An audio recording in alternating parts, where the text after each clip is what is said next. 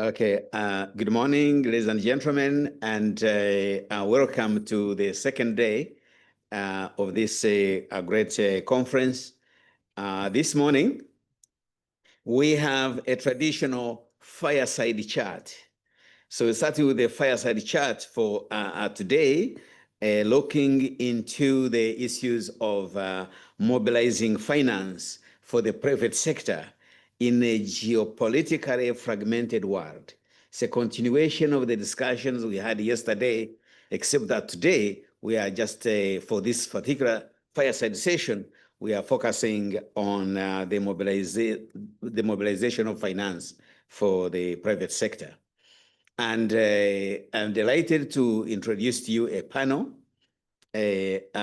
both here and then online, who will be joining me in the discussion. And for those who were not here yesterday, I should start by introducing myself, Victor Morende. I'm Executive Director of the African Economic Research Consortium, which I joined from SOAS University of London. And I'm glad to have a distinguished group of people for this fireside chat. Let me start on my extreme left with the Professor Robert Lenzing, who is a distinguished economist, celebrated economist, as you say, honored economist, and a professor of financial markets and economics at the University of Groningen. As a long CV, I could spend a whole day explaining his great work, but he's a global figure, and name recognition person, and we have grown all together. That's possibly the best way of introducing him. He's made a lot of contribution in this particular area, and he will be weighing in, drawing from his vast research over the last decades. We also have Dr. Marcelo Cavallo, sitting next to me here. He's a global macroeconomist with more than 3 decades of experience as top financial institutions, including the International Monetary Fund, JB Morgan Stanley, BNP Paribas, and he served as the managing director and the global head of economics at BNP Paribas. He holds a PhD in economics from the University of Illinois and has led international teams of economists across Americas, Europe, and Asia. And he joins us indeed now as an independent speaker who is able to introduce some, even controversial. And I would like to encourage you to do that, by the way, in the discussion as we go ahead. Now, we are joined online by Ama Latte. And Ama, it's great to see you here, given the work that we started with Riser. Ama is doing a lot of innovations, especially linking research and innovation, and a large project called Research and Innovation Systems for Africa, RISA program, funded by the UK FCDO to support innovation and research system strengthening across Africa, including Ghana, Nigeria, Kenya, Rwanda, and South Africa. A project that she's working very closely with Dr. Meng Xie, who's been here in this program. Ama, we welcome you here to participate in this, to draw in particular from your current experience of how innovation and research systems can work together as an ecosystem, and to weigh in on some of the questions that we shall be dealing with. So we have this distinguished panel, fireside chat, among 4 people to be able to explore and go into the issues of mobilizing finance for the private sector in a geopolitically fragmented world. Let me kick off by recognizing the fact that what is different, say, for the last, say, 10 years, is the recognition across the developing world and emerging markets that the private sector is the engine of growth. That if you want to explain the key differences in growth patterns across the world, the viability and resilience of the private sector is important. The question that arises then is, how do we finance the private sector? What are the key aspects of financing the private sector that we think might be threatened by this shift in the geopolitical, financially connected systems? What is it that we need to focus on? But maybe before I go this, I need to highlight a couple of things. First, to give you a snapshot of the current conditions globally across the world in financial markets. In financial markets, we find the key influencers, for example, GDP growth has been stabilizing globally at about 3% per annum. If you benchmark that across Africa, in Africa it's a little bit higher, about 4%. Now, if you look at the main financial markets, take as economists the key financial prices, namely interest rates and exchange rates, and the connection between interest rate and the exchange rates, covered interest parity conditions for those who are in that space. We find that interest rates, right from COVID, interest rates started going up. There's a ratchet effect of interest going up. This basically to manage the liquidity, but also to manage exchange rate depreciations. Now that inflation has stabilized, interest rates are going down, but in terms of the policy interest rates, that's the policy rate, the one set by the central banks. It doesn't follow necessarily that when the central banks set the policy rate, that the commercial rates will go down. There is a huge difference. And what is becoming difficult is the downward rigidity, the inflexibility of commercial interest rates to go down, those between the commercial banks and households at companies. This is relevant because we are talking about private sector financing. And the financing that even when the policy rates by central banks go down, the response in terms of lending to commercial companies is not happening. That is in domestic financial markets, in domestic credit markets. What about globally? Globally also, the interest rates are not going down. And so if you look, say, the difference between the domestic interest rate and the foreign interest rate, okay, that parity is where the covered and uncovered interest parity conditions come in. You realize that interest rates, especially the access by sovereign countries in the developing world, especially in Africa, to international capital markets is very difficult. It's very difficult because the rates are still high. And for companies based in developing world, their access to global capital markets also is done as very. Why? Because of the risk premium.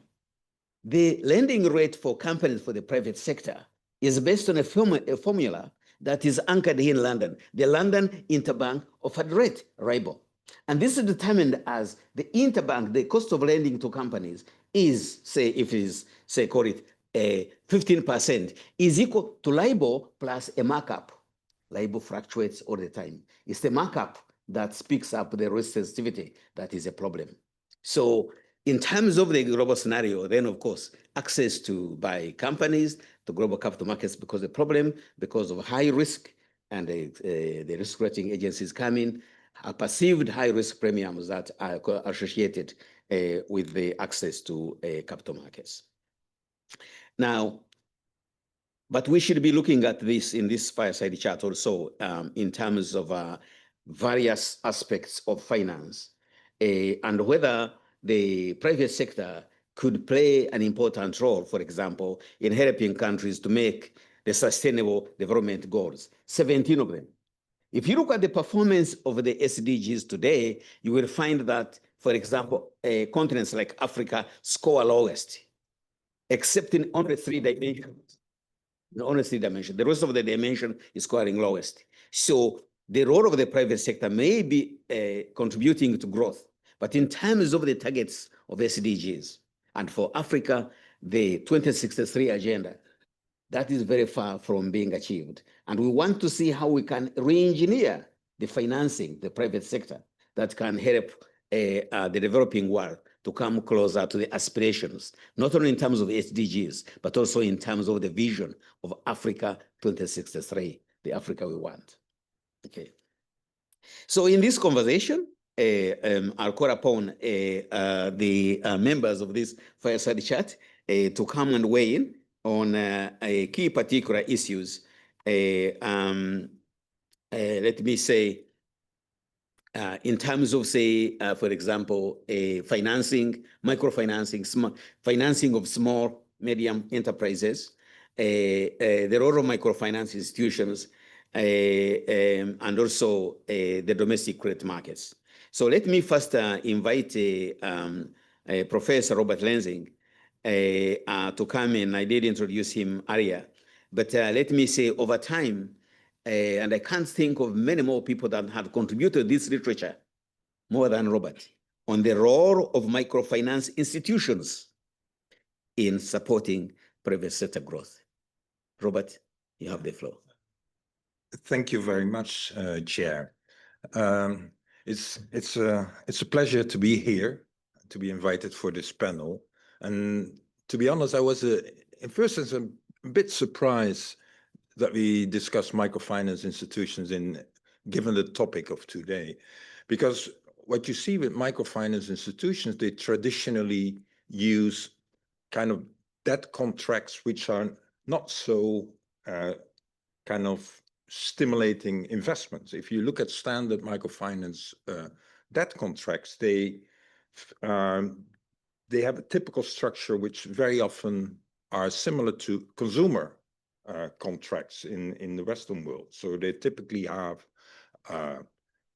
short grace periods, small amount of credit, frequent repayments, etc. So they're all not so, let's say, what we think of if you really want to stimulate medium-sized enterprises or even bigger companies, then you need to have bigger loan sizes, not short grace periods, not so frequent repayment periods. So I think that if you want to give microfinance institutions a bigger role in stimulating private sector and private sector development, then it's very important that microfinance institutions start with more flexible contracts. So contracts which kind of induce firms to take more risky investment, contracts which allow for bigger loan sizes, which allow for less frequent repayments.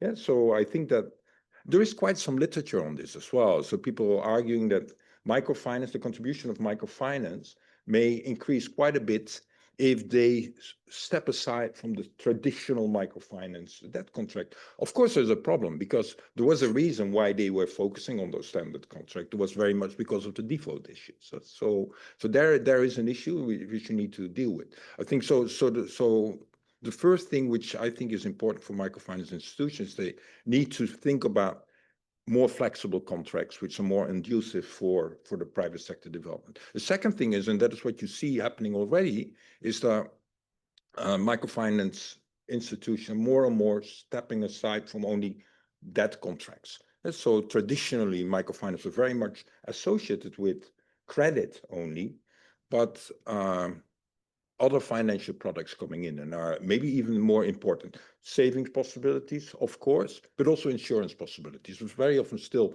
kind of micro insurance, but you see that happening. So I think that there is a specific role for microfinance institutions as well.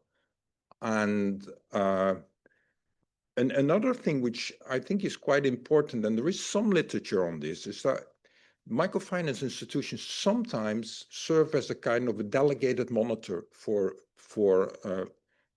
commercial banks. So for instance, there was a big program a project in Rwanda where they subsidized microfinance institutions. And what you saw happening is those microfinance institutions shared their knowledge about the borrowers with a credit bureau, which could be picked up by commercial banks. So you see that those kind of promising firms were kind of screened by the microfinance institution. They got the possibility to start borrowing from commercial banks later. So there's a kind of a bridge. So that, and I think that microfinance institutions may play an important role in this sense, being a bridge, kind of a delegated screen or monitor for maybe commercial banks. We'll leave it by this for a moment. Thank you very much, Robert, and especially bringing in the role of microfinance, but also linking up with the rest of the financial sector, especially in emerging economies. And the key aspect of your argument is, of course, the mobilization of resources. Even when we perceive large companies, especially large financial institutions, the experience, for example, in Africa has that we have now a new class of banks called Pan-African banks. Okay, these banks started as microfinance institutions, especially in Kenya, in Nigeria, and in Morocco. And now they are Pan-African, actually outcompeting some of the global conglomerates that used to be the main banks around the 1980s. So there is a way transition of the microfinance to the large banks. Why do they actually able to grow so rapidly and go across border? Because the environment has changed, but most importantly, they argue that they understand the market much better than the global conglomerates. But one of the CEO gives me a different argument. He said, why is it that you have been able to cut across a number of African countries and still outcompete more of the banks? And his answer was passion. Passion is the passion in financing growth, especially through the company sector, that drives him to be able to achieve that, that goal.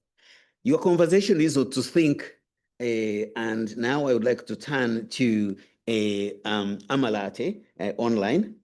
You have great ambitions, great aspirations. The last time we talked, you had this aspiration of raising $1 billion, $1 billion for impact investing, for investing in Ghana and West Africa in that front. So I'd like you to share this dream, these aspirations with the audience here, and the great work you are doing in impact investing Ghana as the CEO, and especially explaining to us the whole idea of impact investing and what exactly you are doing.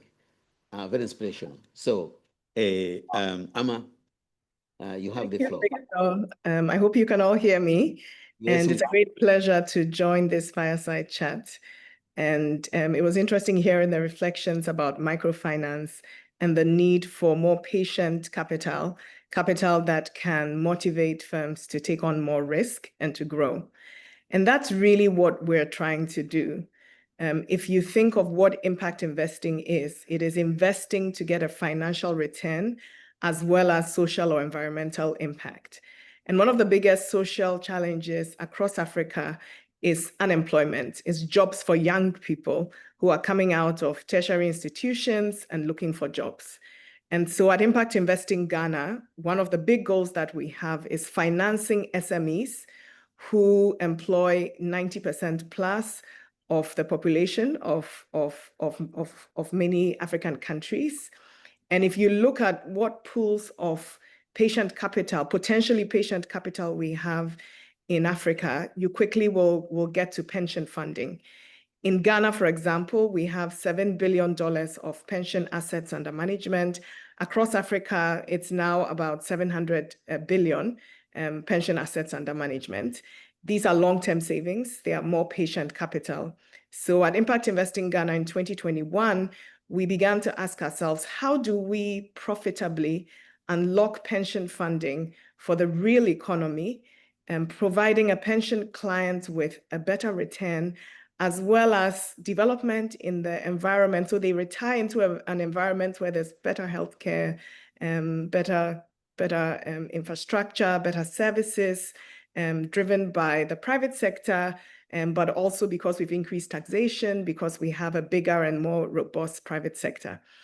And so we've been working on that. It was a number of things. One was to structure financing vehicles at scale that could absorb pension capital. And so we're just at the first close of our first, it's a 75 million fund of funds. That is 70% Ghanaian pension funding. and 30% international development and philanthropic funding. The international development funding is a blended vehicle and provides a little bit of risk mitigation for the pension funding. And this money is going to be invested into 10 financing vehicles that finance SMEs. They are private equity, venture capital, and private debt funds. And it's been structured in a way to provide a good return to the pension clients, but also to build the market. So for example, a good share of the portfolio is experienced fund managers who have Pan-African funds, a good track record. It's almost a guaranteed return. And then the other slice of the portfolio is emerging fund managers who are doing the smaller investment sizes that SMEs need.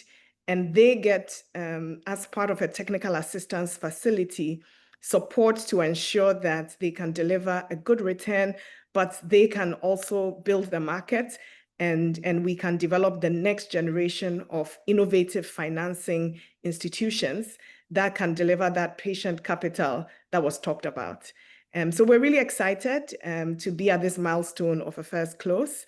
And I'm sure as the conversation goes along, I can share a little bit more about the process that led to the success, because it wasn't that straightforward, and it never is if you're doing something that hasn't been done before. Thank you very much, Amma. That's very insightful. And we will come back to you on some of the issues to get further insight. Our discussion here is global, okay? And we would like to know a little bit more, especially about the outlook for business and for finance in the rest of the world, especially focusing on Europe. And this is where Dr. Marcelo Cavallo comes in, especially in his global macroeconomics outlook and the global name recognition in that area. So, Marcelo, just if you could share with us the outlook for business and finance, especially in Europe, facing this geopolitical shifting, which of course is involves very much some of the economies in Europe. Please, if you could share your insight for us, especially with respect to the private sector. Thank you. By inviting me to speak today, you're automatically inviting me to speak again next year. Let me explain why. Global macroeconomists like myself, they do two things. First, they come up with forecasts and scenarios and predictions, and then they have to show up later on to explain why those predictions went wrong. So that's a first disclaimer here. You have to invite me again next year. But joking aside, let me take a step back, look at the bigger picture in terms of the broader macroeconomic landscape, and let me make 3 points. I like number 3 because it's easier to remember. So point number 1, interest rates are higher for longer. Global interest rates are higher for longer. So let me give you very briefly a historical perspective here. In the 70s in the United States, inflation was very high. Paul Volcker came to the Fed, hike interest rates very high. Since then, inflation has been under control. Interest rates have been coming down over the last several decades. I mean, ups and downs, monetary policy cycles, but on average, rates have been coming down. Not just the policy interest rates, which is for the short term, but also if you look at the long end of the yield curve, I mean, yields for 10-year treasury bills, they have been coming down as well steadily for several reasons. That has changed. It changed around COVID a few years ago. Now, interest rates for the long end of the curve are increasing. And my point is that they are structurally going to be higher for many years to come, which changes the landscape for capital flows to emerging markets and financing for development. What's going on, I think, here is the following. Let me tell you a story. I worked for the IMF for a few years. You know what IMF stands for? It's not International Monetary Fund. IMF means it's mostly fiscal. I say that because when I was at the fund, You go to a country, you're a part of a mission. By the way, it feels very religious, right? It's a mission. Supposedly, IMF people defend the missionary position, I don't know. But anyway, my point is that you go to a mission to a country, and then you basically argue the problem here is fiscal. Put your fiscal house in order, right? You go to a country in Africa, let's say, you'll say, well, we'll hike interest, hike taxes, cut spending, and things will be better. So I say this because during the pandemic, even the IMF was saying, you know what? These are unprecedented times. Go ahead and spend like crazy. And countries did. Everyone did it. The problem is that defensible as fiscal expansion was back at the time, it outlived its usefulness. I mean, it's very easy to increase spending. It's very hard to bring it down. Few things are as permanent as a temporary increase in fiscal spending. So as a result, fiscal deficits are much larger now than before, and the public sector debt has jumped very high and is expected to continue to increase for many years to come. So this puts pressure, this crowds out potential flows to private sector, to emerging markets in particular. And this picture, I think, is aggravated by what's happened in terms of geopolitics. Let me explain. In the US in particular now, of course, there is less support to NATO. And that means that countries in Europe in particular have to spend more on defense. They, for many, many years, under the umbrella of security provisions by NATO under the US leadership, Europe could afford to invest in other things, didn't have to invest as much in the military and defense. Those days are over. So it's a traditional trade-off between guns and butter. You know, if you read the textbook economics, you see this analogy, right? In an economy, if you produce only two things, guns or butter, it's a trade-off. You produce one or the other. Well, Europe was able to produce lots of butter, meaning a social safety scheme, because it didn't have to spend on defense. Those days are over. This means additional pressure on fiscal accounts in Europe, on top of other pressures that are going to be there anyway, namely aging and climate change. Both will require increase in spending for many years to come. So I tell you this story, Victor, to come to the conclusion that there will be pressures, fiscal pressures on the debt dynamics, and that will be putting pressure on the long end of the yield curve. There is a debt premium that is there, and it's here to stay. Along with that, I think there is also an inflation premium, because inflation is proving, particularly in the United States, to be a bit stickier than people thought. Inflation, the pandemic went high to 8%. It's easier to bring inflation down from 8 to 4% than to cut it by half again from 4 to 2. I mean, it's like toothpaste. It's easy at the beginning, but gets progressively harder towards the end, right? That's a picture of inflation. So there is an inflation premium. Inflation in the US in particular is clearly above the 2% target. The Fed is cutting rates in any way. There's a lot of pressure from the White House on the Fed, so this could erode the credentials of the Fed. This means an inflation premium for the yield curve as well. So to make a long story short, I think my point that rates are going to be higher for longer, point number one. If you allow me quickly to go point number two and point number three, point number two is that the geopolitical fragmentation is here to stay. This is more than just Trump. I think Trump is a consequence, is a reflection of much deeper, wider trends. And I think that has to do with the backlash against globalization, because for many years, globalization produced incredibly positive results for the global economy as a whole. Lower inflation, faster growth, free trade liberalization, and so on. However, the gains from globalization were not equally distributed. I mean, within each economy, each country, there are winners and losers. The economy as a whole gains, but within the economy, there are winners and losers. And we as a society, I don't think we're able to properly redistribute the gains from winners to losers. That's why you have this backlash against globalization. And it's not just in the US, it's not just Trump. I can see parallels in Europe as well, mega movements. Let's say, if you look at UK, you have Reform UK. If you look at France, you have the National Rally. If you look at Germany, you have the AfD parties, all tending towards, right-wing populism that puts pressures on fiscal accounts as well, leads to more fragmentation, and I think this is here to stay. Since the post-Second World War, you had this US-led, rules-based global environment. These days are over. The US is clearly taking a step back from its leadership role across a range of multinational, multilateral institutions. Think about the World Trade Organization, the World Health Organization, think about the United Nations more broadly, think about NATO. Even in regional terms, the so-called NAFTA agreement, the trade agreement between US, Mexico, and Canada, has been rewritten unilaterally by the United States. They call it now USMCA. Whenever I say that, it feels like I'm saying YMCA. But that's a different thing. Anyway, the US is unilaterally stepping back, and this is here to stay. And one clear example of that is tariffs. So tariffs in the United States is something that Trump sees as a policy hammer, so to speak. And look, if the only instrument you have in your hand is a hammer, everything looks like a nail. And that's what's happening, right? They use tariffs for everything.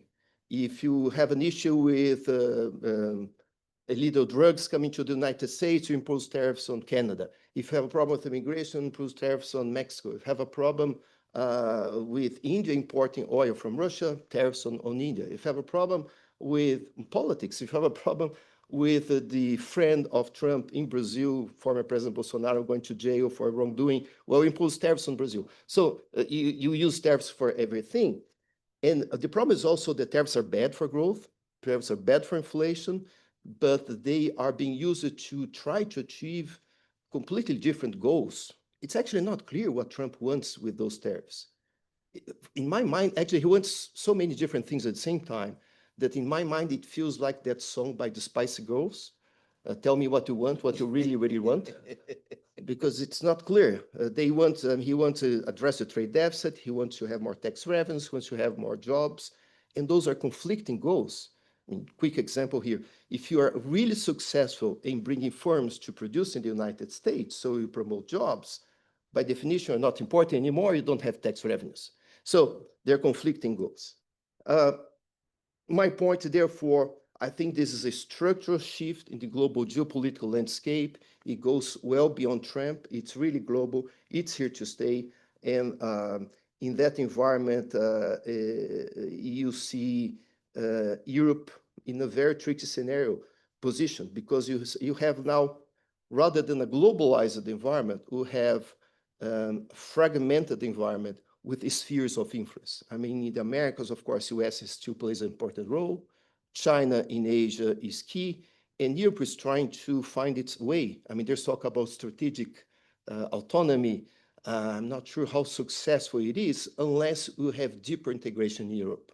So this could be a silver lining for Europe if the crisis leads to more Europe. You have further integration, because Europe is an incomplete integration program, right? You had monetary integration with the euro, but on the fiscal front, on the labor front, on the rules, you still are far beyond what's really necessary for Europe to be able to stand up as a major power in global landscape.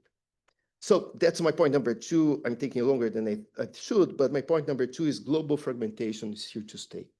Third point, more quickly, to end on a more positive note, I think there are challenges and opportunities as well, especially if I think about the outlook for climate change. So climate change, thinking about Africa especially, right, bringing it closer to the seminar here, it's interesting because, Africa is the region that least contributes to global emissions, right? Big producers of the polluters are the US and China, but it offers actually tremendous opportunities in terms of green energy. So that's one area in particular where I see challenges, of course, which are obvious. You can deny climate change, but it doesn't stop it from happening. But I see major opportunities in renewables, in Europe in general, but in Africa as well, especially. So to make a long story short, my three key messages are, first, interest rates are higher for longer. Second, global fragmentation is here to stay. Third, climate change brings challenges, but also opportunities, including for Africa. Thank you. Thank you very much, Marcelo. You covered quite a lot of ground there. Your points are very clear, and you end up by pointing out the aspects of the future for energy transitions, especially for Africa. So this first side chart has uncovered quite a lot of arguments, help us to appraise where we are. We see signals for the end of aid. We think that creates the future for mobilizing private finance, especially through trade and investments. We see that that journey has started, as Amma eloquently pointed out, that we can actually have very fruitful impact investing, especially looking at examples in Africa. And with the Robert here pointing out the special role of microfinance, and being also a little bit futuristic in terms of where we are going. At this juncture, I'd like to give you an opportunity to come and weigh in the discussions in the limited time we have. I'll first take some questions, comments from the floor, and then I'll go online in case there are some of the comments coming online. So please mention your name, affiliation, and be very brief and to the point, the questions. Yeah, sure, yeah, Robert, go ahead, yeah. Just reflecting a little bit of what Marcelo was saying is that, so the high interest rates are there to stay, you see, but isn't the problem for Africa even more problematic is that there's a lot of mispriced sovereign debt. What you see, I think, is that if you, despite all type of reforms, sovereign debt is overpriced, so it's a mispriced debt. So if you compare kind of credit ratings over countries, then somehow the African is mispriced debt, so that even the interest rates are higher. So kind of perceived idea about Africa is bad, instability. And I just want to have your view about it. Is this true or not? I agree. That's a very good point. I think it's a mispriced risk because we do see in Africa, as it is the case in emerging markets in general, much more policy resilience than you would have thought. So I think when you look at emerging markets in general, Africa in particular, I think many people still have the views of 10, 20, 30 years ago. But things have changed in the meantime. On the macro front, I can point to a few developments in the positive direction. First, you have now much more flexible exchange rate arrangements, which is the way to go, right? Fixed rate arrangements, fixed exchange rate arrangements are a recipe for disaster. They don't last long. You try to artificially bring inflation down with fixed exchange rates. Eventually, it blows up with dire consequences. By the way, that's what Argentina is more or less trying to do today. Let's watch what happens there. But anyway, most emerging market economies have moved towards floating exchange rates, which is great. Second thing which is great is inflation targeting. Many countries, including Africa, now have an inflation targeting framework which promotes credibility of the central bank policies. And I mean, monetary policy is all about credibility. It's all about trust. It's all about confidence. And this is an arrangement that does promote that type of confidence. And it's a much better framework. And last but not least, very quickly, on the fiscal front as well, there is a search for fiscal anchors that help also to provide some transparency and visibility on the debt dynamics going forward. So to make a long story short, there's a gap here in the perception versus reality. It's a mispriced risk. The reality is better than the perception. Thank you both, Robert, that point of mispricing and observations, Marcelo. I attribute in my work the mispricing of capital and especially bonds by sovereigns due to climate risk. And the amount I calculated together with colleagues is $46 billion added to African debt over the last 10 years. That's real mispricing on the yield curve. Okay, so let me come now and take the comments. Peter, I see your hand up first. Thank you very much. I'm really enjoying this. Peter Kwate, University of Ghana. Peter Kwate, University of Ghana, yes. My first one goes to Robert. You spoke about the repayment microfinance, suggesting the need for longer repayments instead of shorter repayments. You spoke about the size of the loan, but microfinance do not charge micro interest rate. The interest rate is a big problem for most borrowers. I didn't hear your comment about how that is a problem and what the solution should be. Then my last one to Our Lady online pension funds. Some of the pension funds in Ghana went through debt treatment during the debt exchange program. Did any of your funds go through that, and what are the implications on pensioners? Thank you. Thank you. Let's take a couple of questions and then we can come around and provide some answers. Please store the questions, Robert, Marcelo, and Amma. Yeah, go ahead. Hi there, my name is Alexis Torrell. I'm from Development Unlocked. Just making a fairly sort of obvious point, a sort of a comment or observation to the panel, and that is about,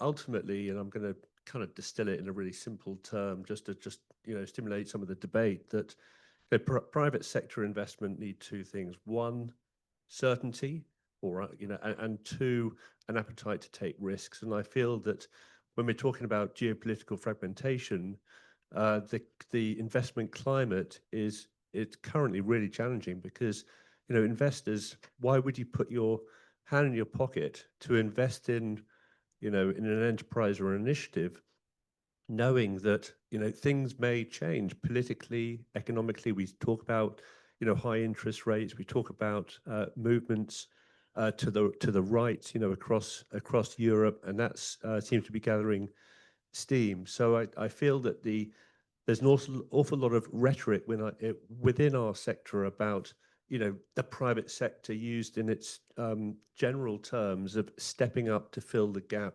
left by reduction of ODA. But I think the reality is really, really different, because I feel that, and particularly in the context of the climate finance, climate change debate, why would private investors could commit that, given the sort of the backdrop of this challenging geopolitical environment? Thank you. Thank you. Very critical question. Yes, Doug and then Richard. Thank you so much. I'm really enjoying this fireside chat. I think we're still going to get the fire drill, isn't it, at 10:30? So one quick question is, I think when you started, Victor, was around the argument that the difference between the policy rate and the market rates, isn't it? And that the interest rate spread hasn't come down or has actually increased. And I think you were saying that was perhaps because of the geopolitical reasons, and I'm just wondering whether that's indeed the case. Whether we have seen the interest rate spread increasing. How can we? And is then the increase in spread, is that a real reflection of the real risks that are being faced, or is this something that could be reduced? And how can we then try and see and reduce it in the same way as there's this perception around mispricing of Eurobonds in Africa, and there are lots of arguments going on at the G20 and various levels about the cost of capital to try and reduce this. But what's happening at country level to reduce the interest rate spread and competition? Yeah. Thank you. Maybe we take Richard. Yeah. Thanks, Richard Alexander from SOAS. This might lead into the other questions, or might not, but I was interested to hear Marcelo, towards the end of your comments, talk about the European Union and the way and the role it might play. We heard yesterday that the African Continental Free Trade Area has not been a great success, but of course Africa also has smaller, more regional organizations, ECOWAS, East African Community, SADC to an extent, and I wondered what role you thought they might play in any of this. Thank you, Richard. We have only 9 minutes, barely 9 minutes. Maybe I will give a quick, any questions pending? No, okay. I'll give but please be brief, Ahmad. Yeah, very brief, and to the point. Yeah. Yeah, I'm speaking from the context of the Somali banking system and macrofinancing. In fact, we operate on Islamic paradigms and completely different what has been discussed now, and it is progressing very well. And some macrofinancing companies, or whatever you say, they transform it into banks. Just about 2 months ago, that was one of them, operating as a microfinance for, 6 years, and now they're a bank. Therefore, it's a different context about the interest when we talk about that. And it's the Islamic version I'm talking about, and Murabaha there, even in Ghana, Sadaqat, that's from Cardiff, my colleague, in Cardiff, operating that macrofinancing, which is Islamic in, Ghana as well. Therefore, that's a growing area, Islamic finance, particularly in Africa. Thank you. Thank you. It's good you mentioned, Ahmad, that question of Islamic finance, especially where we have a couple of central banks driven, but not only in Africa. Pakistan is predominantly Islamic bank, central bank. Okay, this now, if you could just go straight to the point in the interest of time, because we have to go out to call the fire drill as well. Please give a chance to, I'll start with Amma, then Robert, then Marcelo, and I'll have the final word. How is that? Okay. Right. So I'll go Straight to really the point. quickly to Prof. Corte's question on the pension fund. So initially, pension funds were exempted from the domestic debt exchange program, and then they voluntarily participated. And like all investors, they got a hit, lower coupon rates, etc. But pension funds in our context are unique. They are growing exponentially because we have a growing population. So they are getting dry powder every month. Our pension industry has doubled every 5 years. And so we see that pressure that happened partially balanced by new contributions coming in from a liquidity point of view. And also those pension funds that were involved in innovative structures like the ones that we have brought to market actually did better because they had returns coming in through these other non-government channels. Currently, the pension trustees have invested over 80% of their assets into government bonds. And so they need to diversify. Just basic investment practice tells you you need a diversified portfolio. And the domestic debt exchange actually accelerated that because now their boards are saying you need to experiment with other asset classes. But it's still a highly regulated industry. It's very conservative. And so products with features like what we brought to market, where you have de-risking, et cetera, makes it more likely that pensions will participate. Thank you very much, Amma. Very interesting about the growth of pension funds in Africa. And I'm just thinking if you could draw a pension fund map of the world, you see where it is contracting, especially because of contracting population, and where it's expanding because of a growing population. Absolutely interesting. I come to you now, Robert, just 1 minute. Yeah, and two very quick remarks. First on the why do investors step in Africa, especially regarding climate issues? I think you're right. This is a very good question. But on the same time, you see a lot of things happening. I was, for instance, last week, I was in Kenya on the border with Tanzania, and there is a huge inflow. I couldn't believe it, of carbon credit. So big areas where Volkswagen actually was buying carbon credit. So asking people to change their grazing patterns, and they were offering carbon credit for it. So it was a huge, immense area where we're bringing that in. I'm not saying that's good. Carbon credit, there's a lot of problem with it. I see it, but there's a lot of money coming there. And why are investors doing that? It improves their image. They want to kind of show that they're CO2 neutral. So you fly with KLM and you buy something and that's going via carbon credit. So I think there's a huge potential there for Africa. And investors are doing that partly, maybe not for the best reason, but it improves their image. So that would be my short answer there. But I see the problem there. For the interest rate is another issue. I think that you see the microfinance market is extremely fragmented. You see microfinance organizations who are working like loan sharks. having very high interest rate, but you also have other microfinance organizations who have low interest rates. So it's very difficult to say. I think it's not right to say that all microfinance organizations raise high interest rate. No, they don't. Some do. A lot of others don't do. Your remark about Islamic finance, I take that for granted. I did a lot of work myself on Islamic microfinance in Pakistan. It was working quite well. Well, I think that the main point here is in the microfinance kind of discussions, those microfinance proponents always there's this double bottom line. Microfinance institutions can do two things at the same time. They can reduce poverty and they can be financially self-sustainable. I think that's a myth. That's not possible. It's either one or two. If you want to reduce poverty without increasing interest rates, you need to be subsidized. So subsidies need to be come in. On the other angle, you have microfinance organizations who become like commercial banks. It's fine, but they can maybe become self-sustainable as well, financially self-sustainable. Maybe because of focusing on a little bit other clients, they don't need to raise those extremely high interest rates.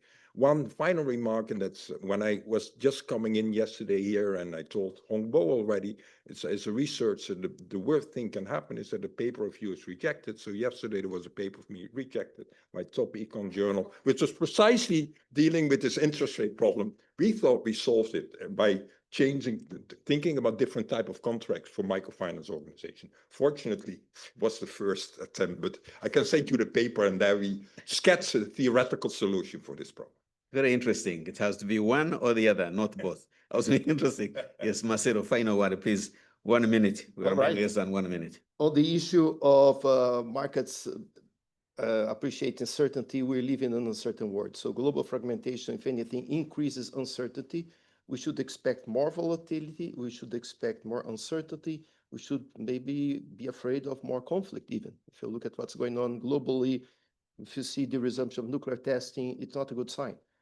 So I think it's a more uncertain world. Regarding appetite for risk, I heard yesterday comments about changing Basel III rules to increase appetite of banks towards risk. That's one route of changing the risk tolerance. Better still, I think, is to reduce risk itself, doing the reforms, do the homework in Africa, in emerging markets, to reduce risk itself. Regarding the European Union, the silver lining again is what Jean Monnet said, right? One of the founders of the European Union, that Europe will be forged in crisis. So this can be a wake call that leads to more Europe if you go towards the reforms like the Mario Draghi report suggested to really deepen the integration of Europe. But we are not quite there yet. Still unclear which way you go. And finally, regarding regional blocks, when you think about blocks, it matters the context. Are they set up in an outward-looking environment or not? Because they can be building blocks for a better future, or then they can be stumbling blocks for further integration. So when you have a block, you have trade creation and trade diversion. The critical point is to have a block which is moving towards outward-looking policies rather than inward-looking protectionism. Thank you, Marcelo. And the one question that Dak raised about interest rate spreads, we know from evidence across developing countries that interest rate spreads are notoriously rigid downwards. They stick, and mainly because of the pricing of risk and the default rates by commercial banks, which are added on for loan loss provisions as incorporated in the next lending forward looking. That's one big explanation in the literature we have. Let me thank you all for this active participation in the fireside chat. We promise we'll have the same fireside chat next year, Hong and Dak, and continue this fireside conversation. And thank you, Amma, virtually, and thank you all great people here who have been participating in this session. This is the close of the session. And back to Dak or to Angela. Thank you very much. Let's give a hand of applause.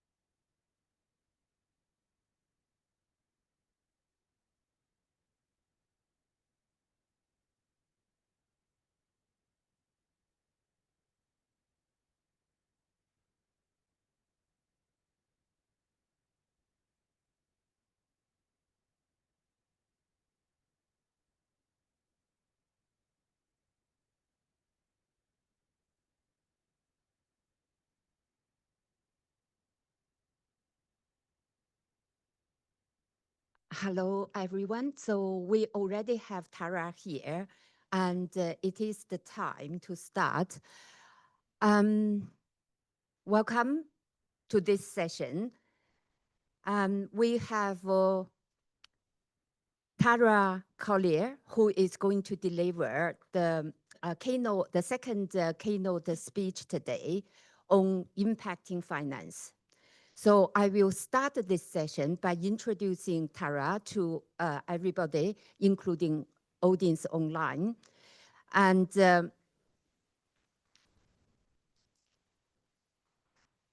Tara is a global strategist, advisor, impact investor, and public speaker. And she is the climate lead and director of the impact investing of Chemonics UK.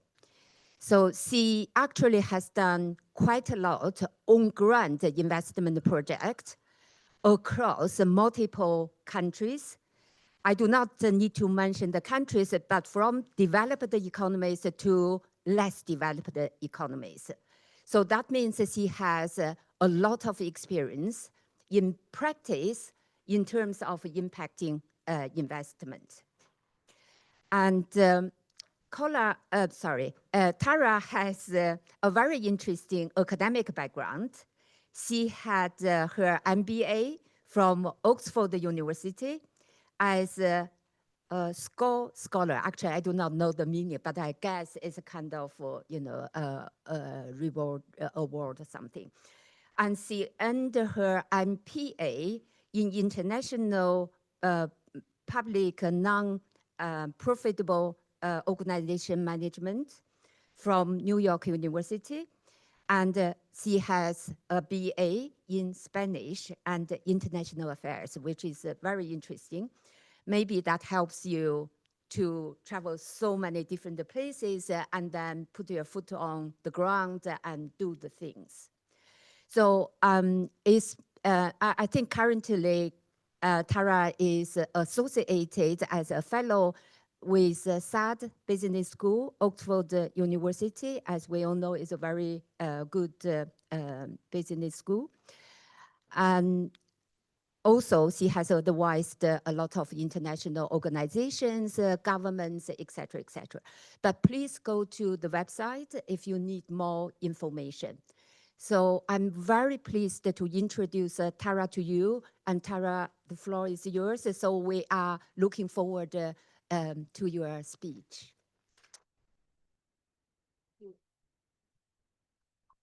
Thank you all so much for receiving me here today.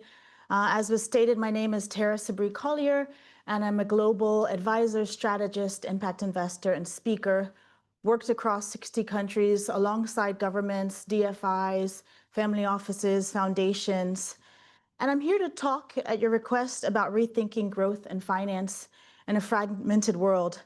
And I can't tell you how pleased I am to be here to talk about it because, everyone, it's a matter of urgency. We've now passed the 1.5-degree threshold as declared by the UN recently. 7 of the 9 planetary boundaries have been crossed, threatening life on this planet.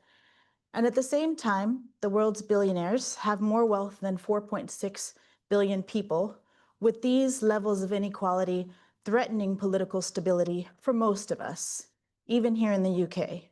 So I say that to contextualize the global challenge in front of us before zooming into the topic of impact investment and private sector finance.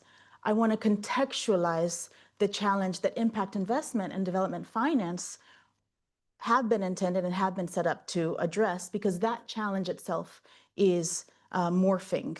And I've given some of the grounding around that. We can't turn this ship around as far as the planetary boundaries and the mounting inequality. We can't turn this ship around without some radical changes here at home in the OECD. And I mention that in the context also of the increasing isolationism and inward-looking focus that you see in OECD countries. We can't do that internally, but also very important to add, especially in this context of division and inward focus, we can't do it without the emerging markets and developing economies, which I'll be calling the MDs over the duration of this talk. So first, I'll shed light on why I believe this to be the case, why we can't do it without the MDs.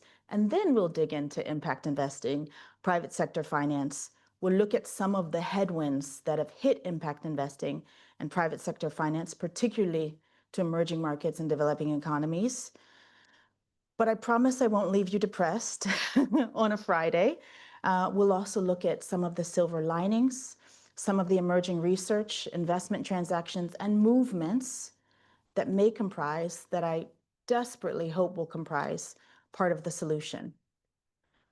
So why do I say MDs are part of a critical part of the equation? And as I mentioned, I'm starting with that because of the era we're living in, where people just want to look inward, where some might say or allege that humanism is dead, where some might say or allege we need to look after our own, where some might say or allege we've got enough problems at home. The reason why I want to ground this in MDs being a critical part of the equation for all of us is because none of us can grow the way that we used to at a national level, whether or not you believe that we should. The most likely way to get there is through trade and investment that must include trade and investment to and from MDs. There's simply not enough renewable energy to power all of this. There's not enough agriculture to power all of this. There's not enough jobs to power all of this. There's not enough capital. There's no one market that has enough of everything to solve the mounting challenges. So I'll do a whistle-stop tour through why I think at any level of regional blocks, we're blocked without each other. And then we'll talk about impact investing and what are the big barriers. So starting at home, as we all know, here in the UK, growth has been sluggish.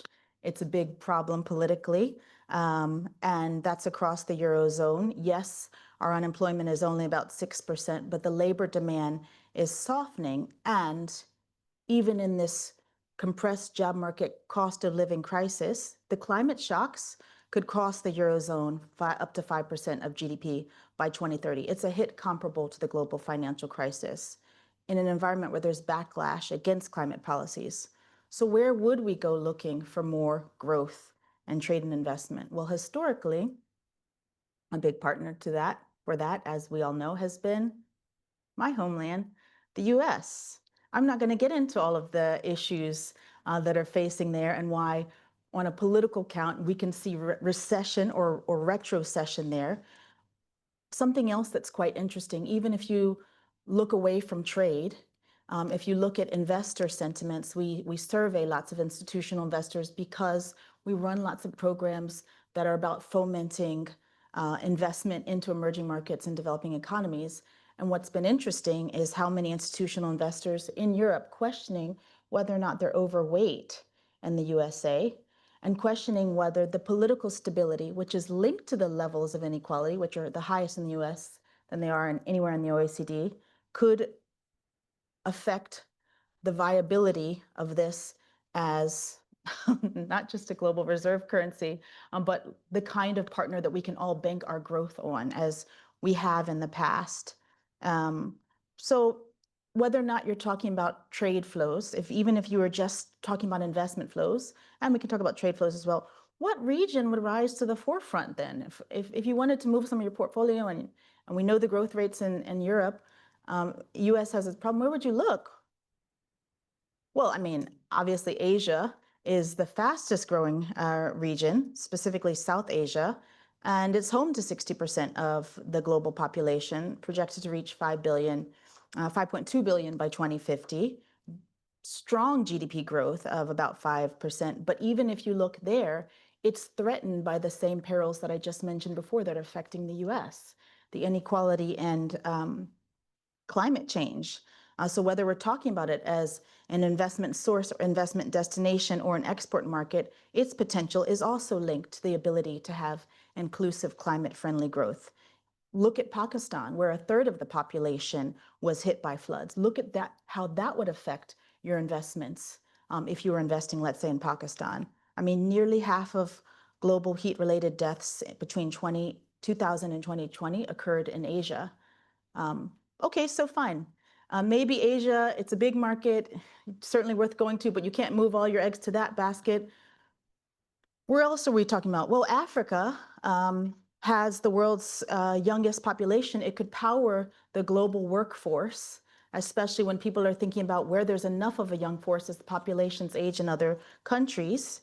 That's great, but there's not the mechanisms to create jobs in all of those countries, which is why it has such high youth unemployment. It has 30% of global critical mineral reserves, but how would investors and development partners enable Africa's growth on the back of those without further stripping the planet, let alone creating inclusive and green jobs? Africa could be an amazing renewable energy and agricultural supplier for the world, but wouldn't that take a lot more financing? And oh, by the way, we're not seeing that financing come from within, and we're not seeing it come from without. So I say all of this to ground the fact that the growth, the path to green and inclusive growth, is unlikely to be fully funded and generated internally within one nation or within one bloc.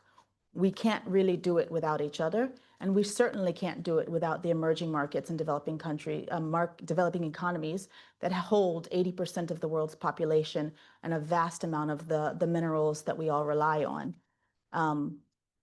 So with that, now I hope universally accepted or at least some openness to that as grounding for why, regardless of whether you're a humanist or not, regardless of whether you feel any sense of global solidarity or not, with that as grounding for why the trajectories, the economic trajectories for green and inclusive growth in emerging markets and developing economies is a must. Let's talk about the barriers. And the barriers to that growth have a lot to do with financing, although they also relate to policy issues.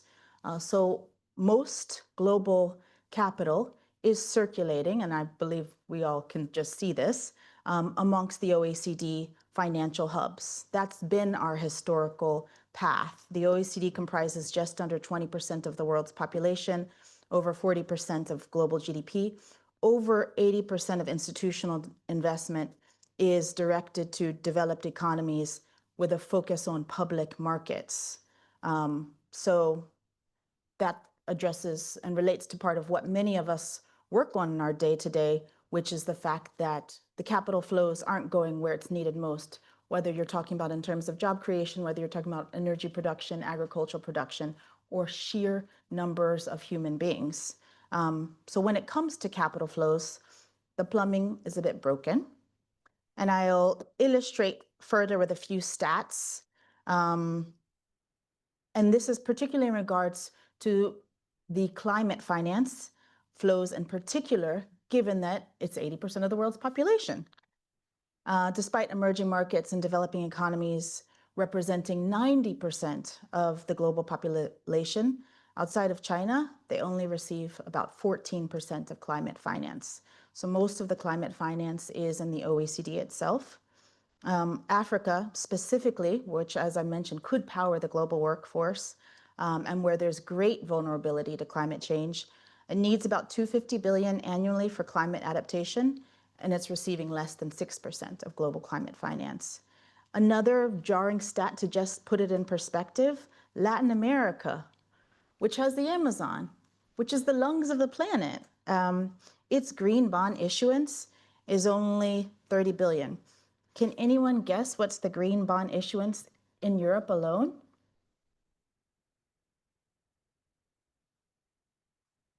$300 billion. And part of that relates to what we'll talk about as well, which is the history of climate finance in these markets, which to a large extent has been driven by development finance and overseas development assistance historically, with Latin America, as the example we were just talking about, receiving about 60% of green infrastructure investment through DFIs.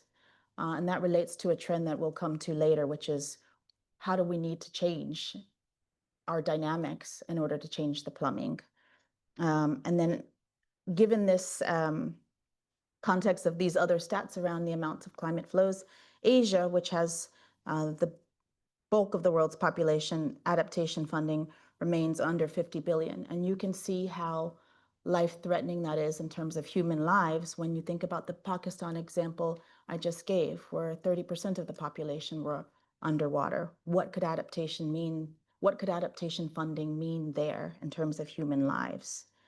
So there's a lot to do to fix the plumbing. And I wish I could say, oh, there's all of this to do to fix the plumbing and we're on track and it's going to get better because we've been working at it for 80 years.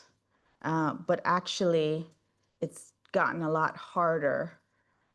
It's been a year of major headwinds. I guess we all know why. And I won't be shy to talk about the fact that we faced a black swan event in 2025. I mean, what those of us in the development sector like to call a black swan event, because for the first time in 30 years, all of the big donors, or at least the four major providers of development aid, USA, Germany, UK, and France, all four simultaneously announced cuts to ODA in 2024. And that's one thing to deal with. People were probably trying to get on their feet from that. And then, as many people are aware, in 2025, over 90% of USAID supported programs were suspended, creating a further $60 billion funding gap. And I wish I could tell you that's all over, it's going to get better. But the OECD estimates a significant decline in ODA going forward, with an estimated 9 to 17% drop in 2025. And the outlook up to 2027 suggests a potential cut of 10 to 18% over the 2024-27 period. So with all of that, I hope I'm not depressing you yet. I really don't want to. With all of that as context, it's pretty obvious the implications for private capital mobilization to the UN Sustainable Development Goals and emerging markets and developing economies. It's more important than ever. We needed it before, now we need it more than ever. The UN SDG finance gap, so the amount of money missing to reach the SDGs, has been estimated at 3 to 5 trillion annually, and ODA before the cuts was about 250 billion. So we already had a gap. And the irony is that 10 years ago, the billions to trillions agenda was set. Does anyone know the billions to trillions agenda? If you do, raise a hand.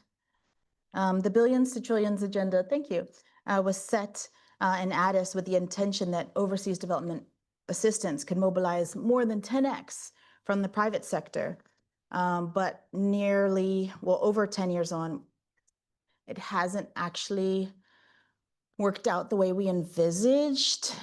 Contrary to the goal of bringing money into developing nations, a 2023 G20 report found a net outflow, with 68 billion more flowing out of poor countries than flowing in, leading one World Bank official to call the initiative a fantasy.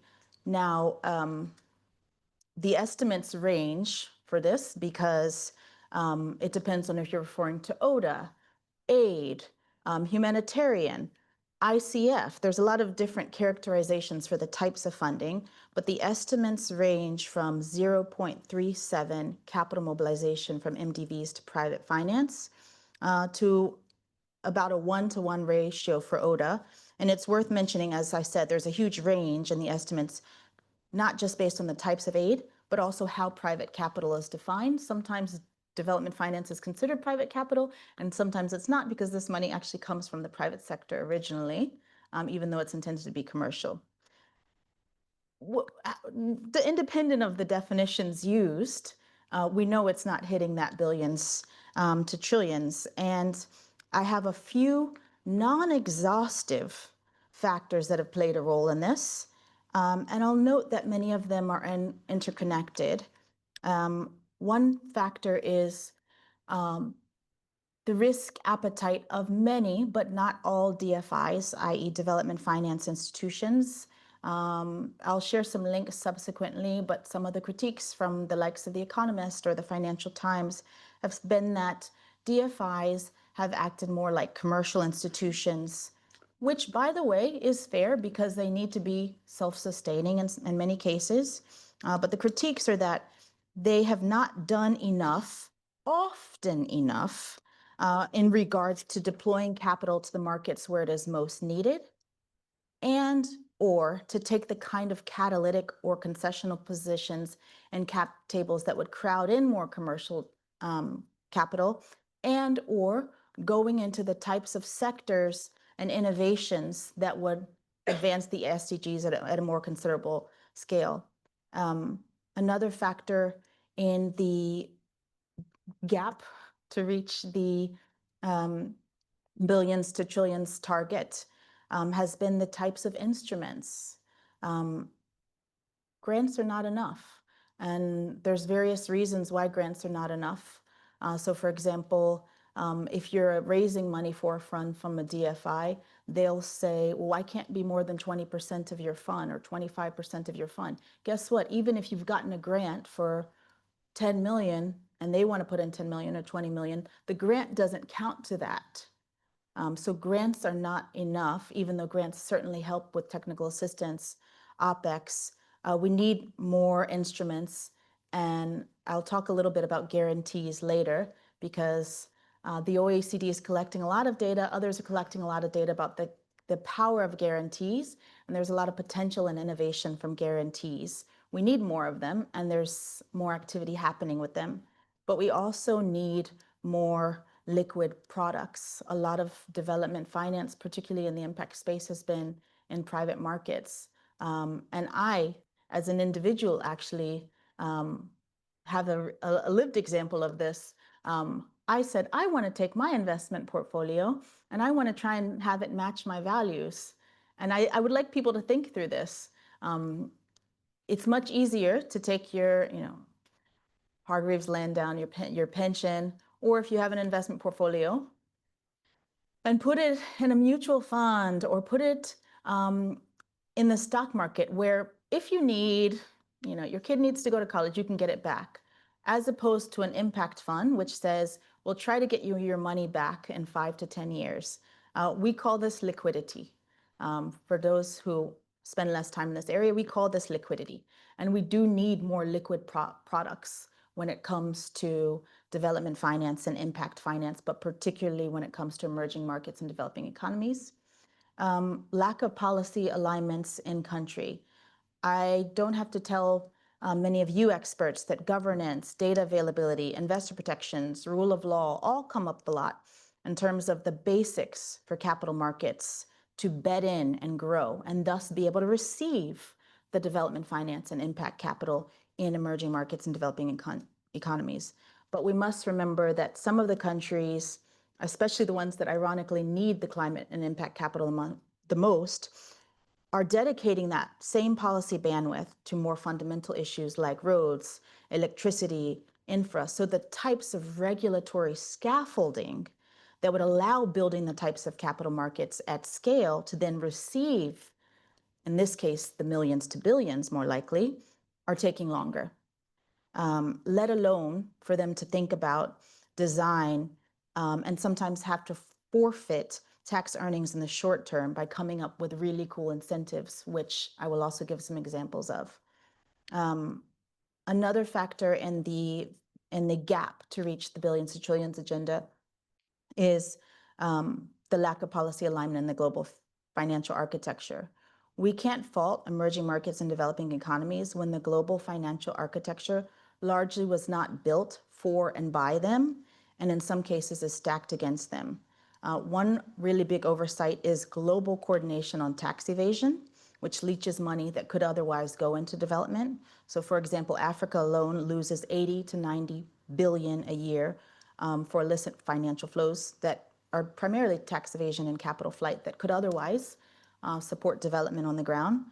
But also the ways that risk are priced, the ways that standards are set, means that essentially most emerging markets and developing economies, particularly in Africa, are price takers in terms of capital flows. And we have a great paper called Financial Regulation and Capital Flows to Emerging Markets and Developing Economies, done by Risk Control. Don't worry, I'll be sharing some links if you want to dig into the regulations and why they would lead to more punitive pricing for some emerging markets. Lack of local investment, especially in Africa. There's huge conglomerates, there's billionaire families, there's pension funds, other asset owners in each of these countries, and many of them still keep the majority of their wealth in the OECD. For example, African pension funds and ultra-high net worths hold over 500 billion in assets, yet less than 3% is invested in local SDG-aligned ventures. And then finally, if I haven't exhausted you enough with all of the problems, there's the lack of connectivity between the worlds of development aid and finance. So I work on a lot of different donor programs and donor initiatives where we come across really inspiring climate funds, impact funds, and ventures.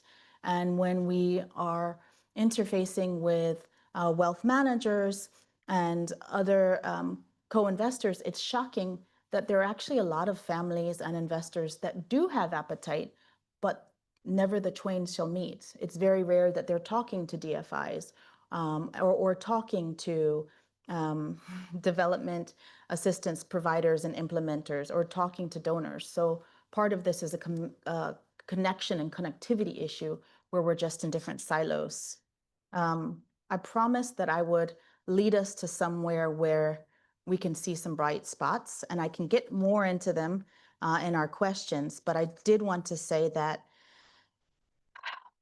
yes, the Black Swan event was stark. Yes, the crossing of planetary boundaries is terrifying, but all we can do, those of us that are practitioners, researchers, financiers, all we can do is get up and fight another day.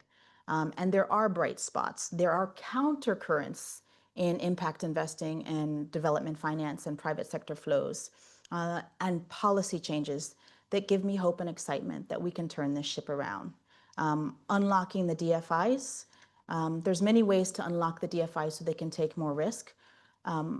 So many, and some of these are happening, and I can talk more about them, but worth calling out securitization. One of the donor initiatives that I work on, which is Mobilist, has done a recent transaction to help DFIs unlock more capital. So if you think about it, a lot of their capital is held up, whether it's private markets or just stranded in different financial institutions or other transactions.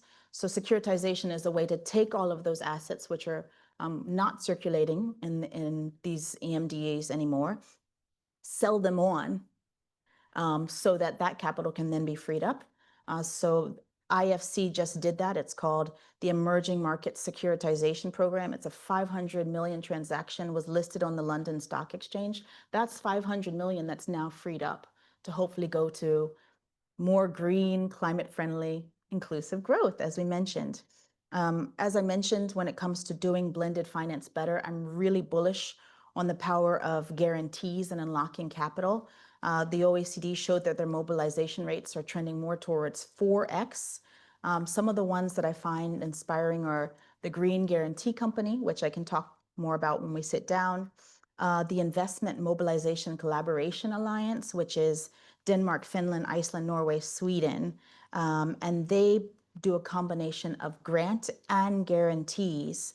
So it's like they're basically intending to cover the entire capital stack so that everyone is de-risking each other. The Norwegian Sovereign Guarantee Scheme for Renewable Energy is another one, which is a 5-year pilot with a budget of 5 billion krona. I already mentioned the problem with liquid products and the need for more liquid products. October, a liquidity guarantee facility was recently launched, which basically aims to provide liquidity for some of these fund managers that otherwise would require you lock up your capital for 5 to 10 years. We've seen family offices stepping up to fill the gap left by the retrocession and donor funding. And I would love to highlight the fact that in 2024, over 3 billion was deployed by these local investors in emerging markets and developing economies. They're converging in a few different aggregators, so definitely keep an eye out for the likes of the Impact Office, Tonic, and TrimTab, which is one of the first truly impact-first family office founded vehicles. And then also local institutional investors are stepping up. Prosper Africa was one of the pioneers, which was USAID backed. Some of our work with other donors has seen support to local institutionals. I'm really happy to highlight our FCDO funded RISA program supported a feasibility study, which led to a local fund manager called Chigaba raising from a local Ghanaian pension to deploy in the agriculture space. So as a fund of funds. African sovereign wealth funds have really been stepping up, particularly the Nigerian Sovereign Wealth Fund. And exciting news is that a group of African sovereign wealth funds have joined together to create an investment platform called the African Sovereign Investors Forum. So there's these bright spots. And I know that this has been a whistle-stop tour of these bright spots, and we can sit down and delve into them. And if anyone wants to double click on them, feel free to raise them in the comments. But these are the bright spots that help me get up and face the day, because yes, as I open my talk with, there's been a lot of headwinds, and sometimes it feels the odds are stacked against us. But it's through collaboration, it's through mutual de-risking, and it's through innovation that we can surmount this and try and turn the ship around, as I alluded to in the beginning. So thank you for your attention, and happy to talk more.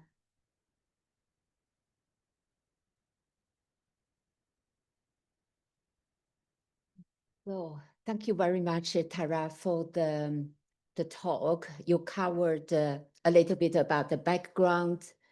You explicitly mentioned some barriers, but you ended up with some very good projects. So which is a good news for us. And you did not even only mention DFI, but you mentioned the individual investment portfolios.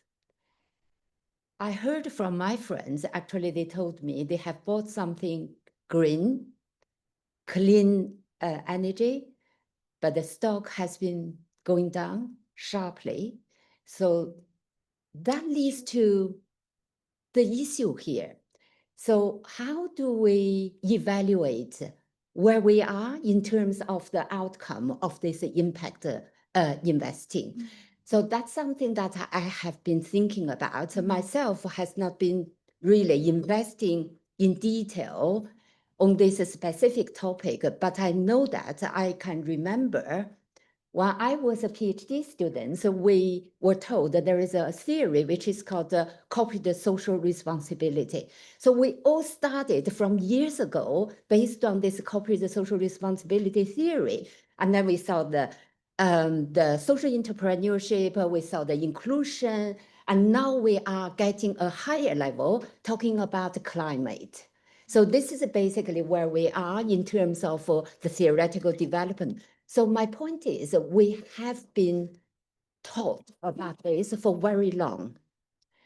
And in the past, maybe even more than a decade, we have been observing this as the so-called impact investing.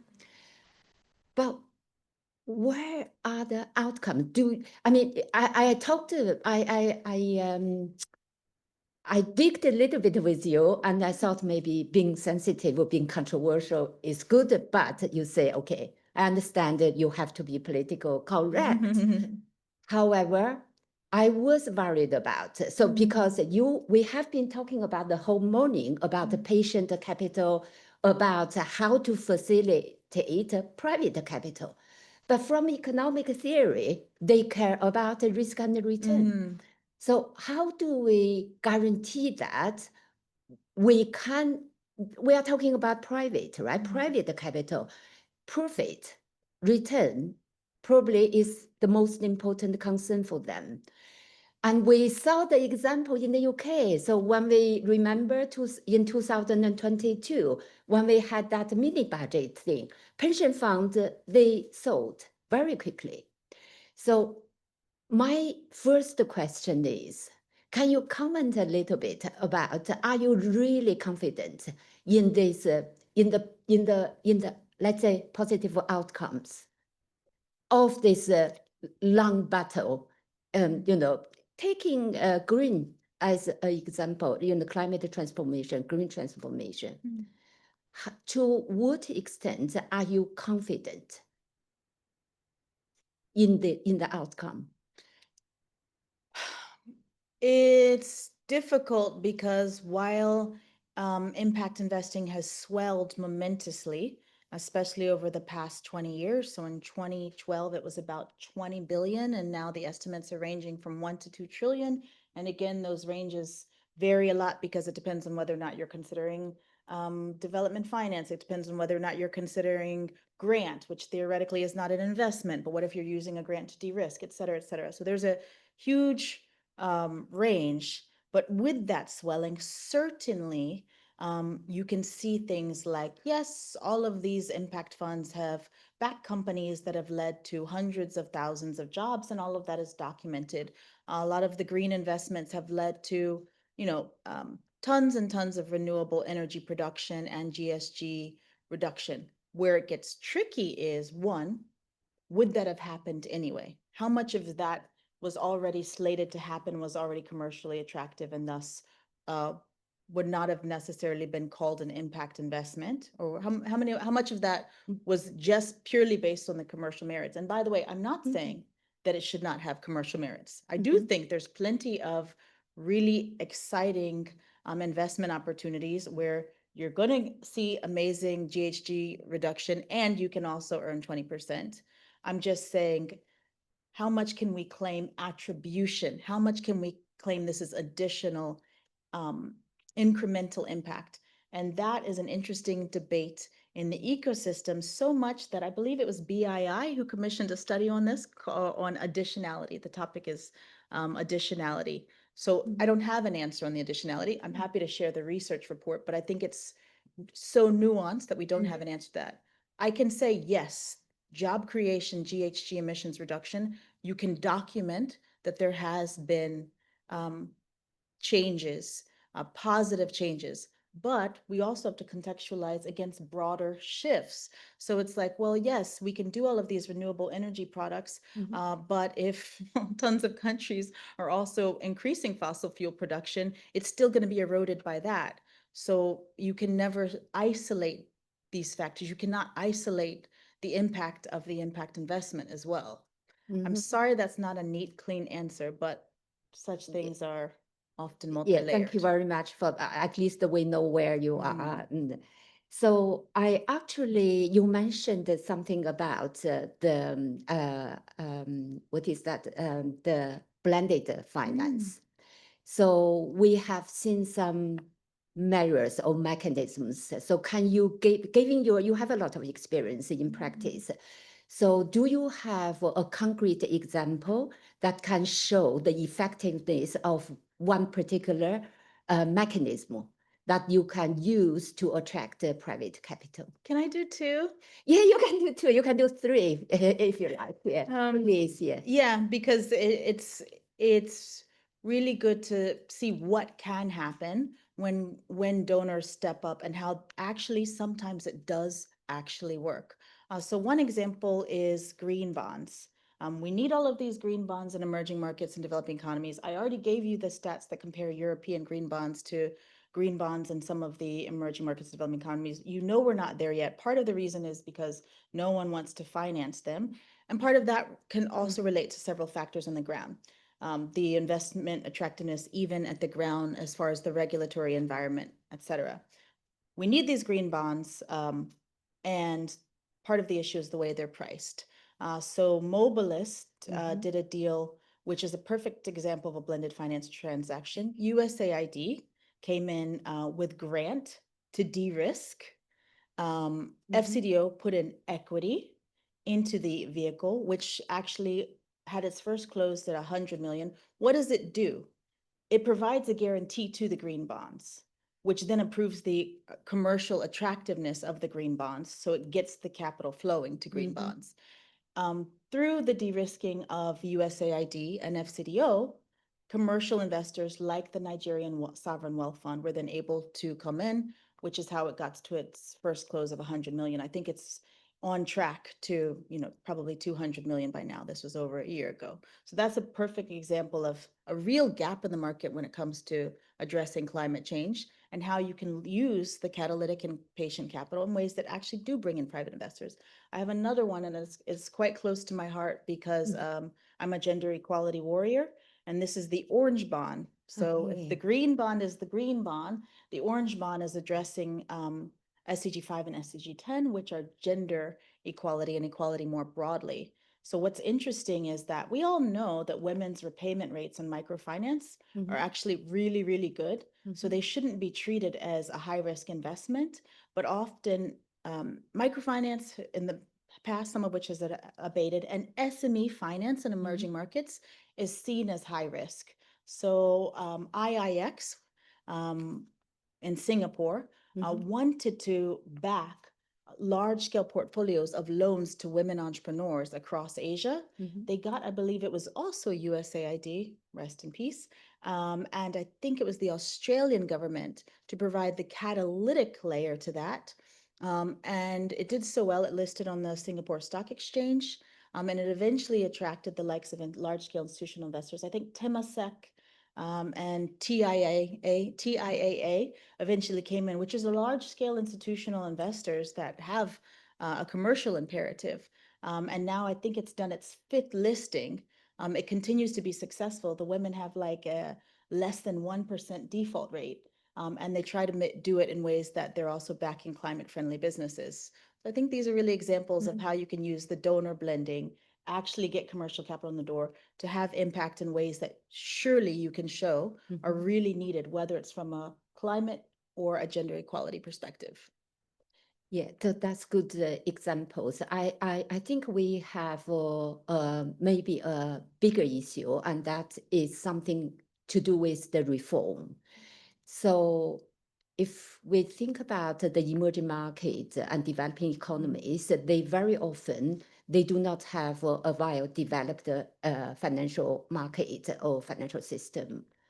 So if you were a policymaker, you are probably a policymaker already, and you are given the opportunity to unlock at least the $1 billion US dollars, and what would be that measure, that reform measure that you can put forward and that you want to see the outcome? I'm going to give a broad one and then a more tangible targeted one, because it's always nice to have case studies. So the broad one really highlights the fact that we are all on this journey and we all have a lot to learn from each other. No one has cracked it. So I'm sure you all have seen here in the UK, the debates going on around how fiduciary duty is defined. And that is an imperative that's then pushed on pensions. So right now that debate is going on as far as how it is enshrined a fiduciary duty of an asset owner, like a pension. If that changes, it can be transformative. In the US right now, it's being led out of the US, but it's started to also have some influence here. There's an initiative called the Investment Integration Project. And basically what it's asserting that if you are a long-term asset owner, like a pension, where you have a 20-year plus time horizon, you need to consider climate and equality as drivers that will affect your portfolio's performance, i.e., it's actually your fiduciary duty to do so. And we're already seeing this in the US, where we had all of those fires in California. We've had hurricanes in Florida, where the real estate portfolios of large-scale asset owners are being affected. And I have another example from South Africa of that, which is basically South Africa was saying, we have a fiduciary duty to invest for commercial return. We shouldn't look at these social issues like inequality. But then guess what happened? The inequality got so bad in South Africa, which is the most inequitable country in the world, according to the World Bank in terms of wealth, that they started having huge race riots in the early 2020s. And the pensions and asset owners on the ground lost a huge share of the value of their portfolio because 10 to 20% of their portfolio was in real estate.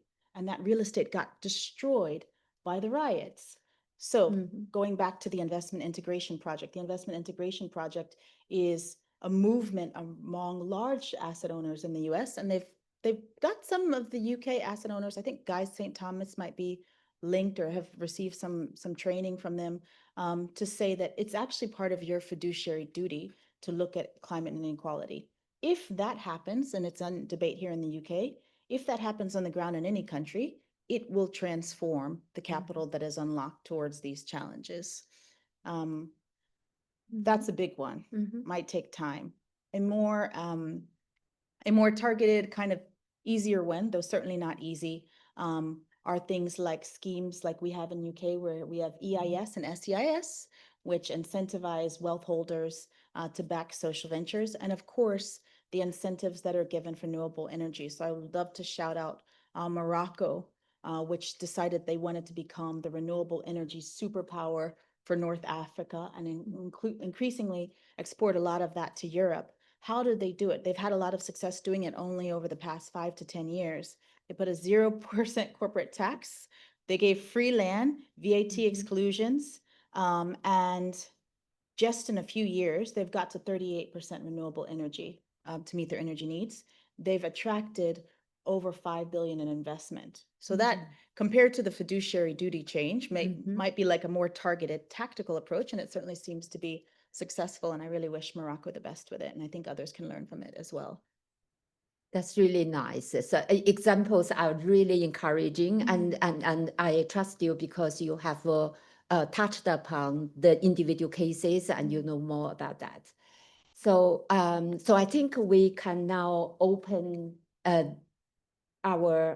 we can have open to the audience to have Q&A sessions.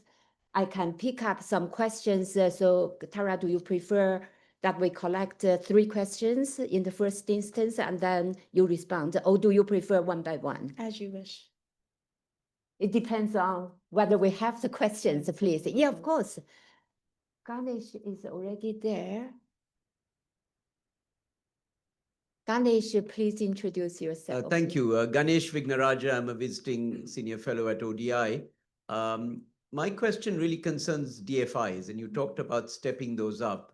And I have 2 questions on that. One is, what specific actions would you like to see DFIs do, given that there's an issue of capital adequacy and things of that type? So what specific actions?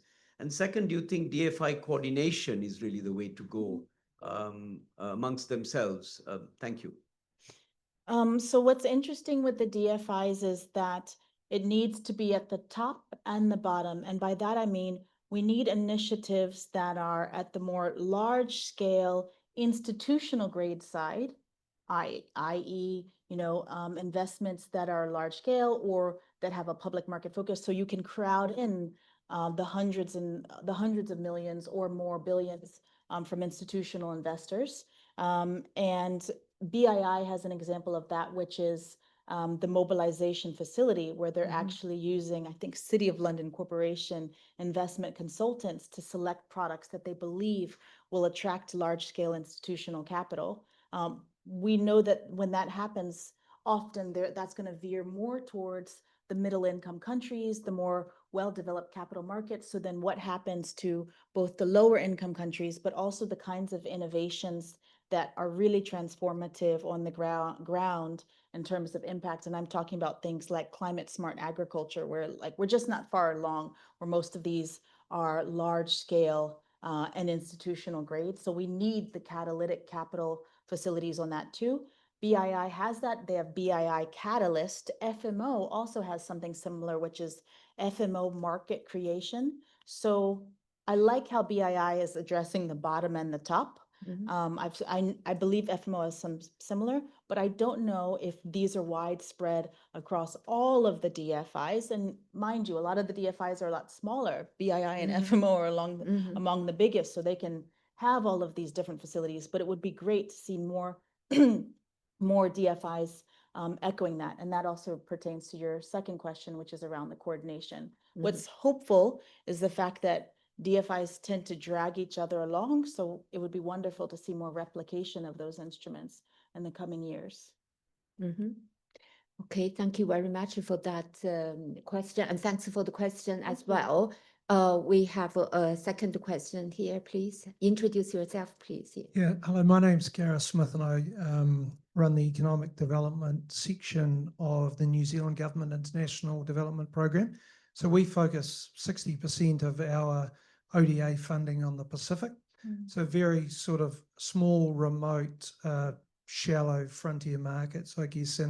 And so it's that situation where Fiji has a bit of a capital market, but a lot of the other countries don't. There are, you know, countries which have 1,500 people or 10,000 people. So I'm just wondering if you have any experience or suggestions for that sort of very early stage. I mean, at this point, we have some programs where we provide capital guarantees or wholesale capital to the small local commercial banks and development finance institutions, you know, very small sort of deal sizes. We're looking at developing an impact fund that, yeah, blended finance where we provide grants and de-risk capital. But the question is, yeah, do you have any advice or experience at that very early stage where economies are small and capital markets are not yet developed? Thank you. I can't say I have experience in the Pacific when it comes to early stage, but I have someone that might, and this does not constitute investment advice. This constitutes me hoping to make a connection that could be useful. There's an impact fund that came through one of our programs, which was Matanataki, if you've come across them, which is gender lens, ocean economy, and early stage investment in the Pacific. It's the only one I've seen that pertains to what you've just mentioned. So I got excited when you mentioned the question, because I only know one example, which also pertains to the point you made about the shallowness of that market. Great. So I think you are talking about the orange bond. You are talking about that project that makes your talk even more interesting, because I think as a woman myself, I also care about you know, what are the opportunities for us to lead in this area, in impacting investment, in a bigger issue and things like. But I need to investigate a little bit more about the orange bond and see whether I can get in. So any other questions? So we still have a few minutes left. So yes. Hi, I'm Jahari. I just recently finished my master's in climate finance. And I have a few questions, which I hope to talk to you later. But one thing I've noticed is a lot of terms coming up and lack of standardization with things like green bonds, blue bonds. I don't know about the orange bond. But how do you kind of convey that to an investor and let them know, like, okay, this is a serious thing. We might not have the right standardization, maybe sometimes even the data with some of the countries that it might be going into. So how do you kind of like go about those conversations when talking to investors or institutions? I mean, conveying it is not a problem, but the lack of standardization is the problem itself. Meaning we can convey that, you know, there's not the data on the ground, the standards aren't consistent. The issue is now there's even less, the kind of funding that would fund standardization, research funding, market building funding, that funding is more constrained than ever. So the likelihood that we'll get there on standardization appears to be possibly crimped in the future. And that's when it's going to take more of the catalytic funders to step up. Is that going to be the donors, or are there going to be some like really forward thinking foundations that are addressing this? Might be a little of the latter, because I do see some of these foundations, like I think Climate Works, there's a few foundations that are looking at this in terms of the architecture of climate finance itself, but I'm not sure who's funding what as far as standardization. I just overall agree with your point about the lack of standardization and the lack of data. So I was also thinking about who is that person who set up the standard. So by standardization, we need whether the government or organization, where do you put this? Do we put this into regulation, or do you put this into, I'm still thinking about it. So who is going to do this? Who is going to standardize everything? That's a good question. And as I said, it's the likelihood of that being funded at the scale needed is going down over time.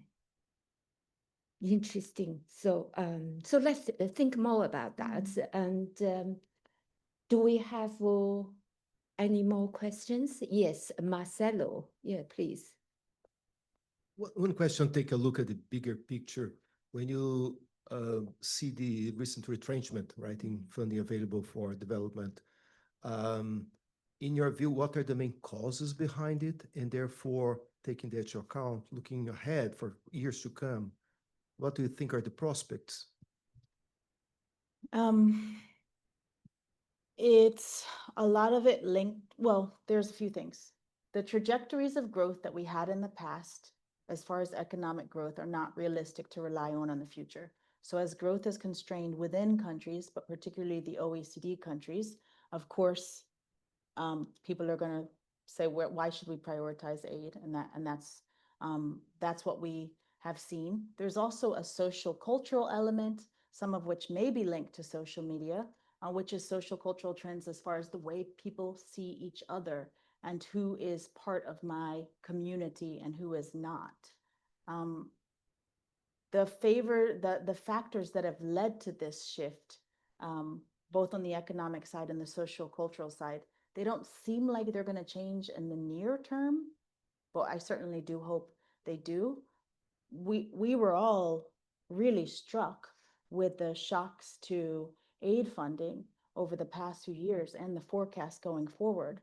But I am seeing a different cast of characters start to rise to the occasion.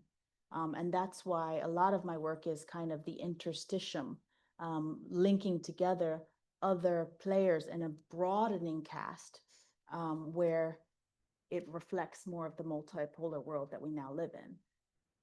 It's a great question, by the way. Thank you for asking it. It's all great questions. So I think we are 1 minute over the time, but okay. So we have at least we can pick up one question from online audience. It's my mom. No, I'm just kidding. Okay. Oh, really? No, I don't think so. How should the FIs be structured in a fragile environment? And what development agenda can be useful for DFI?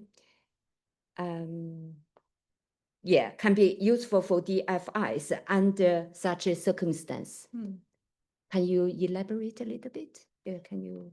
I mean, I'm not deep into the. Sorry, there is an example. Take an example of Somalia or South Sudan.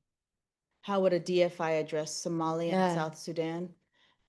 So maybe we focused on this example, yeah. I see.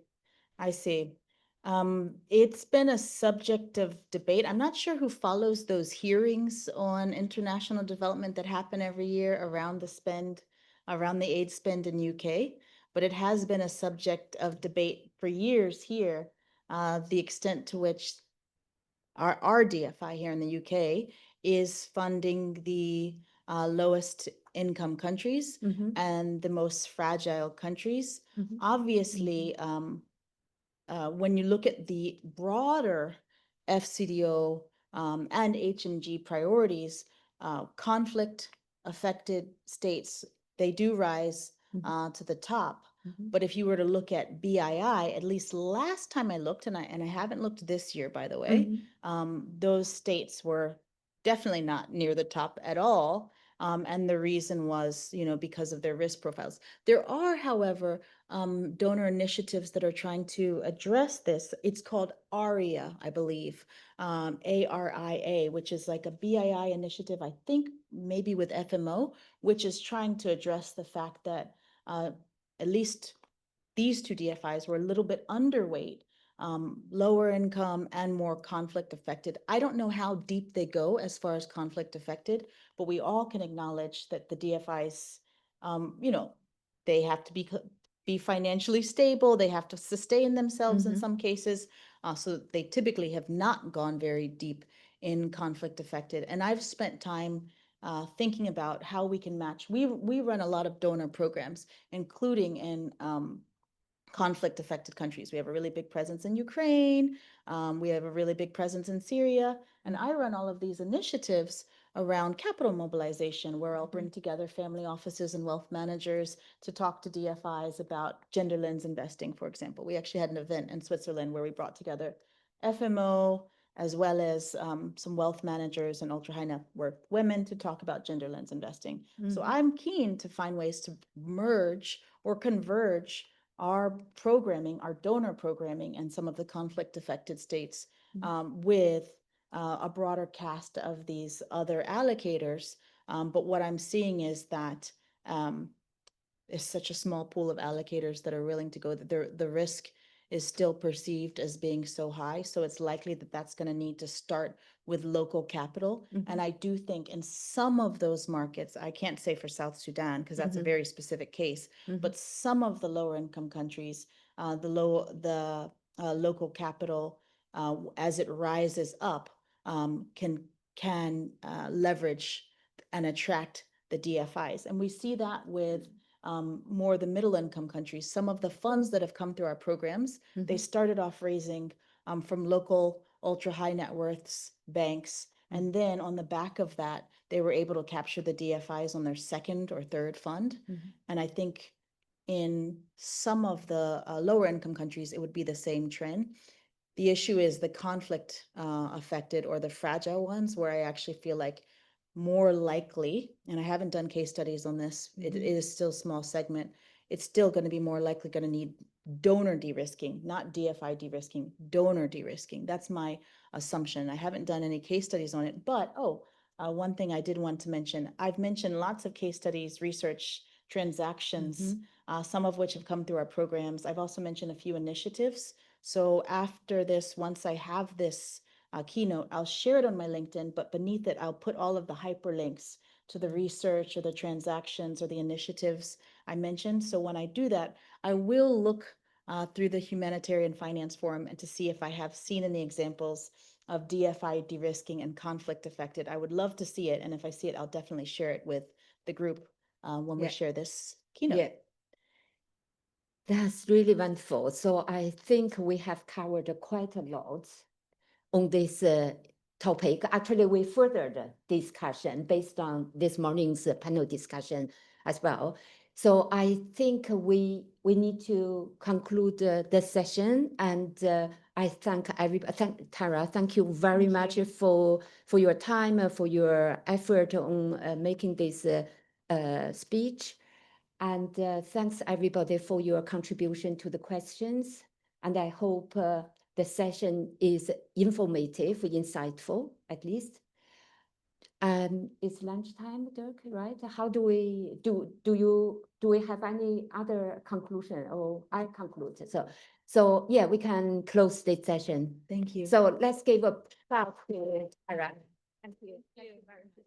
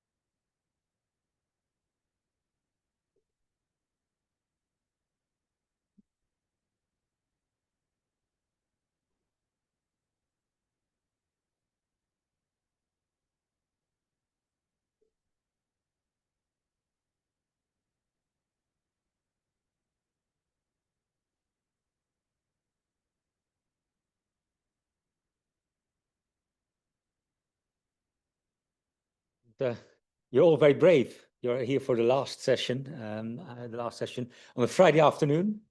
And so thank you so much for being here. And also thank you so much to the online audience who are also still participating in the last session of this conference on global finance and geopolitical fragmentation. This last session is hopefully, but we shall see, a bit more positive than perhaps the global narratives that we've heard in yesterday's and today's keynote, where, of course, the discussion was focused a bit more on development finance as such, so particularly the sort of the aid and concessional finance aspects of this, and at a global level. So we were faced with challenges to the aid system, fundamental challenges perhaps, but we shall see how it's going to develop further. But here in this session, we'd like to think about and discuss what are the regional responses, sort of regional level, and so faced with geopolitical fragmentation, what is the response from the regions, and it will be interesting to sort of see how regions are responding with respect to regional infrastructure investment initiatives, with regional payment systems, with regional other initiatives, etc. And it follows also nicely on a session that that I actually also moderated here in this room 2 months ago on the area of trade. And I think there were also there was a discussion on geoeconomics, trade and development. And I think we came out in a positive sense that there were lots of initiatives. So I want to hear whether that's also the case in the area of finance, whether we can sort of discern some responses, and whether it is also in response to geopolitical fragmentation. So we'll have speakers from regions that cover the whole world. I'm very pleased, and also high caliber speakers as well. So let me just run through the speakers that we have for this final session. First of all, we have Dr. Ganeshan Vighnaraya, who is a visiting senior fellow at ODI Global, and a close collaborator with us, particularly in his work on Sri Lanka. But he's also been at the Asian Development Bank as an advisor and at ADBI, working on regional issues in Asia. And so he will be talking to us on an Asian perspective. We'll then turn to Alexander Plekhanov, who is from the EBRD and the Director for Transition Impact and Global Economics and Office of the Chief Economist. And so he'll be talking about the EBRD regions. And of course, up until recently, that was more like Central Europe and Central Asia. And of course, there's now an added region, which is Africa. But I think you're talking more about the Asian side and thinking about experiences from the EBRD. We'll then go to the other side, at least of the world, and think about Latin America. And we're very pleased that the Minister Council, Felipe Melo from the Embassy of Brazil, is here. And he'll be talking about regional initiatives in Latin America. But also, of course, they're a crucial member of the BRICS countries, and it would also be very interesting to hear from him on any BRICS initiatives that are taking place, either sort of autonomously or perhaps as a response to the geopolitical fragmentation. Then we'll go to Purva Karkara. She's a senior policy analyst at ECDPM, and here we will talk about African experiences, the African Continental Free Trade Area, but also others, and hear how Africa is emerging in the finance space. And then finally, we're very pleased also to have someone from SOAS, the co-organizer, of course. Professor Uli Volz is a professor of economics and the director of the Center for Sustainable Finance at SOAS University of London. And in the past, he's also done a lot of work on regional monetary initiatives in Asia, but he's now covering the whole world with lots of areas. So perhaps he can discuss the potential for regional initiatives. in the context of geopolitical fragmentation in the area of finance, and drawing on his experience from Asia and elsewhere.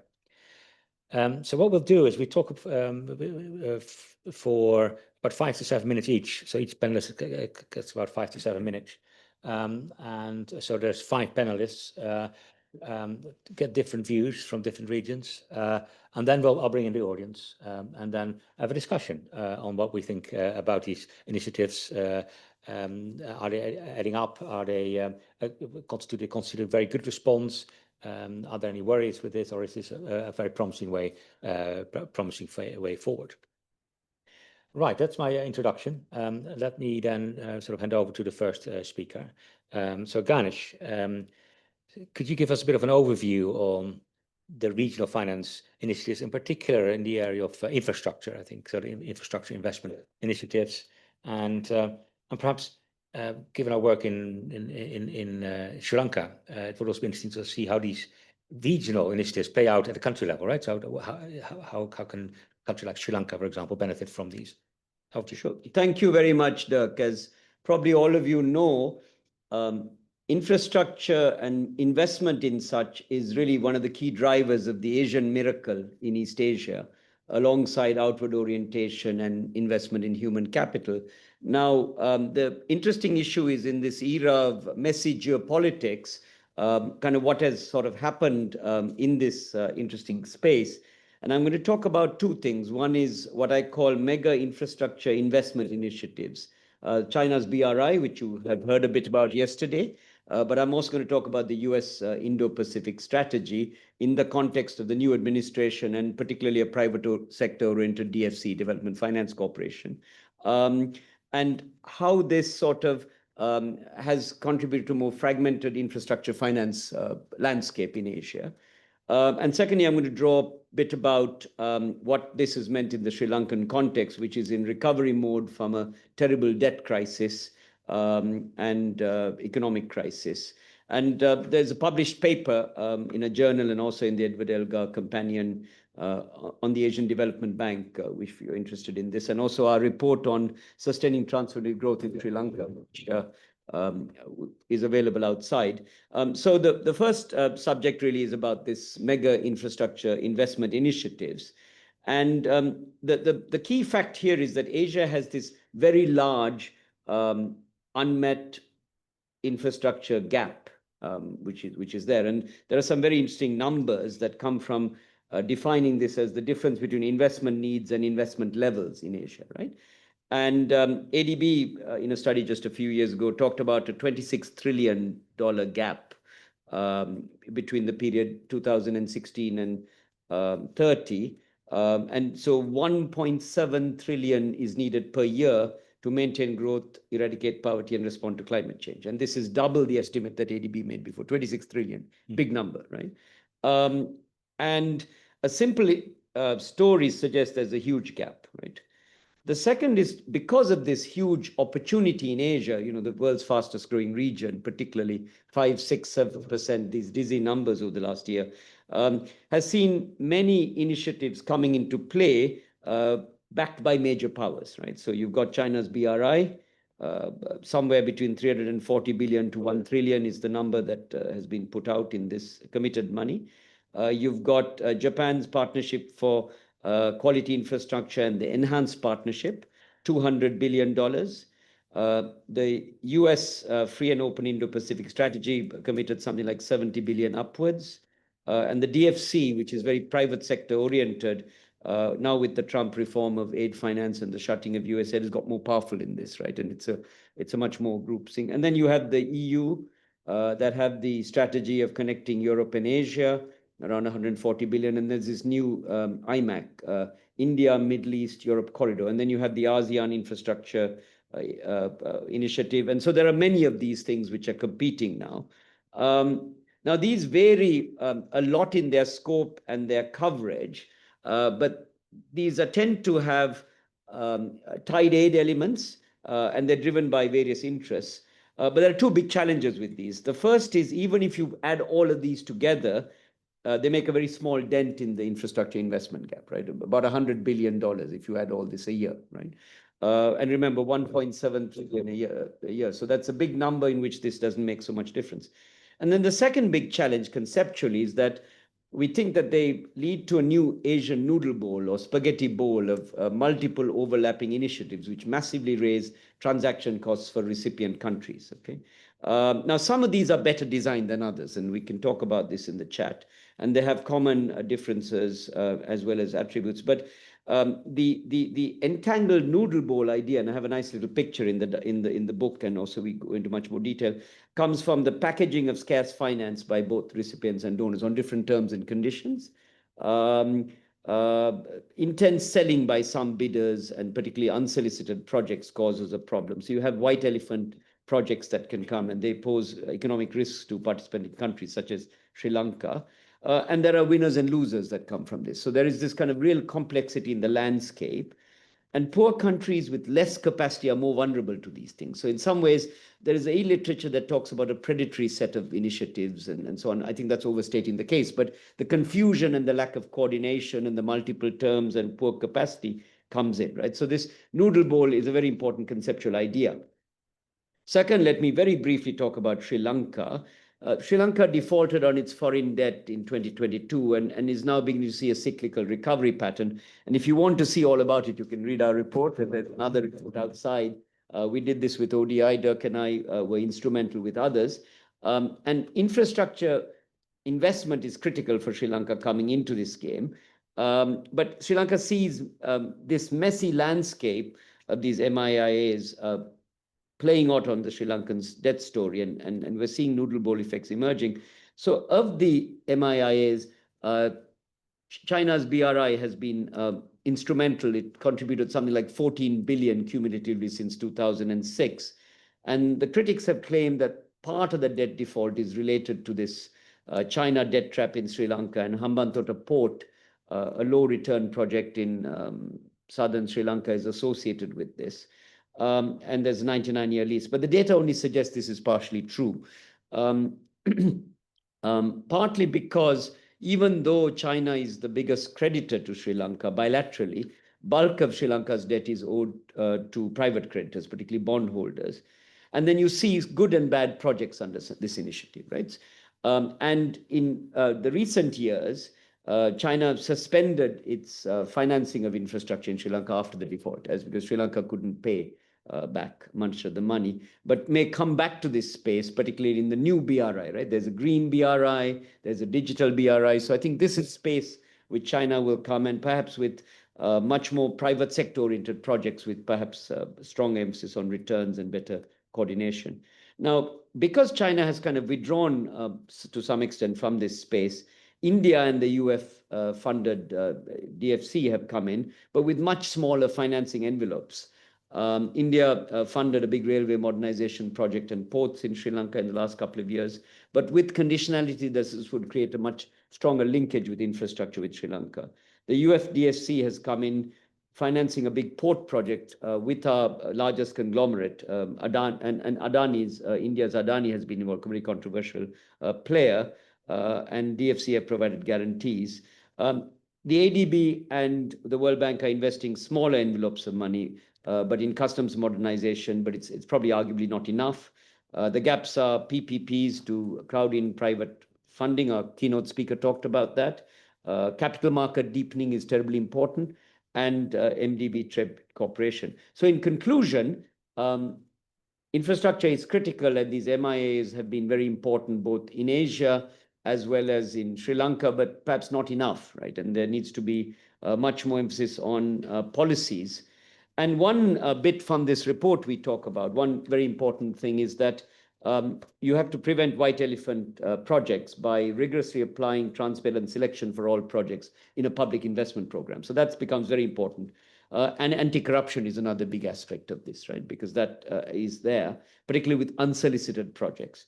A second thing which we also talk about is investing in specific trade-related infrastructure projects, which have clear returns based on traffic flows, and those connected to India in the north of Sri Lanka, Palali Airport and the port are ones that we think about because of the 85 kilometers miles with the two countries, and India is growing at 6%.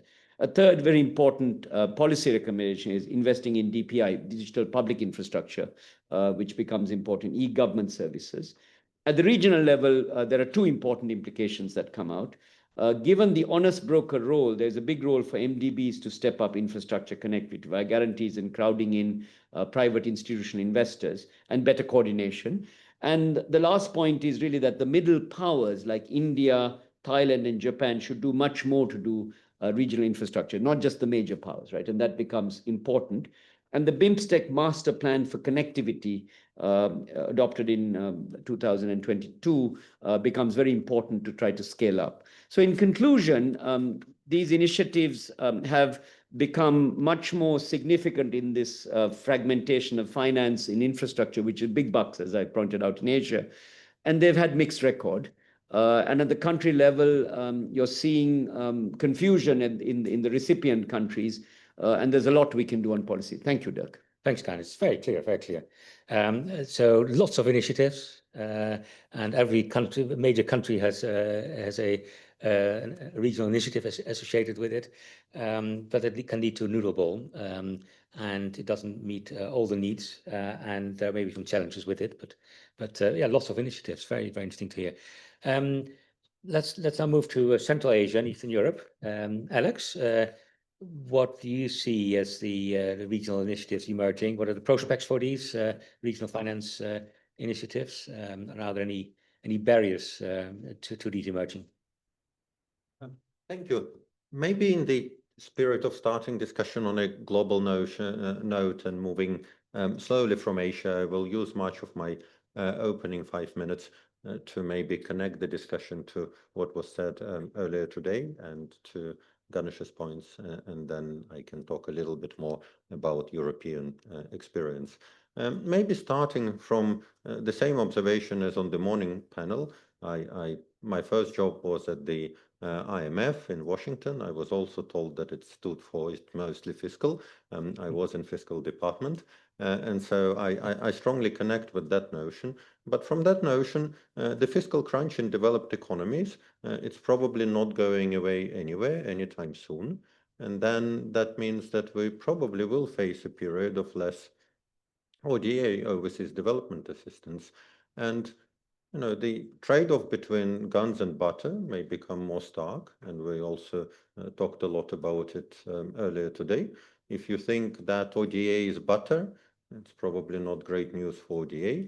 If you think that ODA is guns, a little bit like in the era of the Cold War, there was some element to that, well, it may be also not great news for the quality of that capital and targeting. So either way, I think this is part of the new normal that we will have to work around. And I promise to finish on a slightly more positive note. It's an important part of the brief. We'll get there.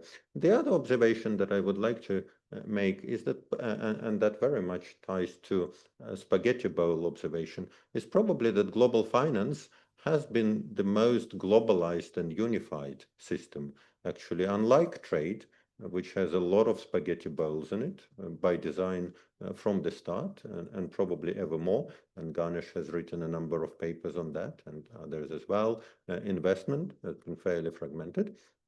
Most global payments have actually been going through a single unified system that people strongly identify with US dollar, but actually it's SWIFT messaging-based system that is housed in Brussels, as many other things.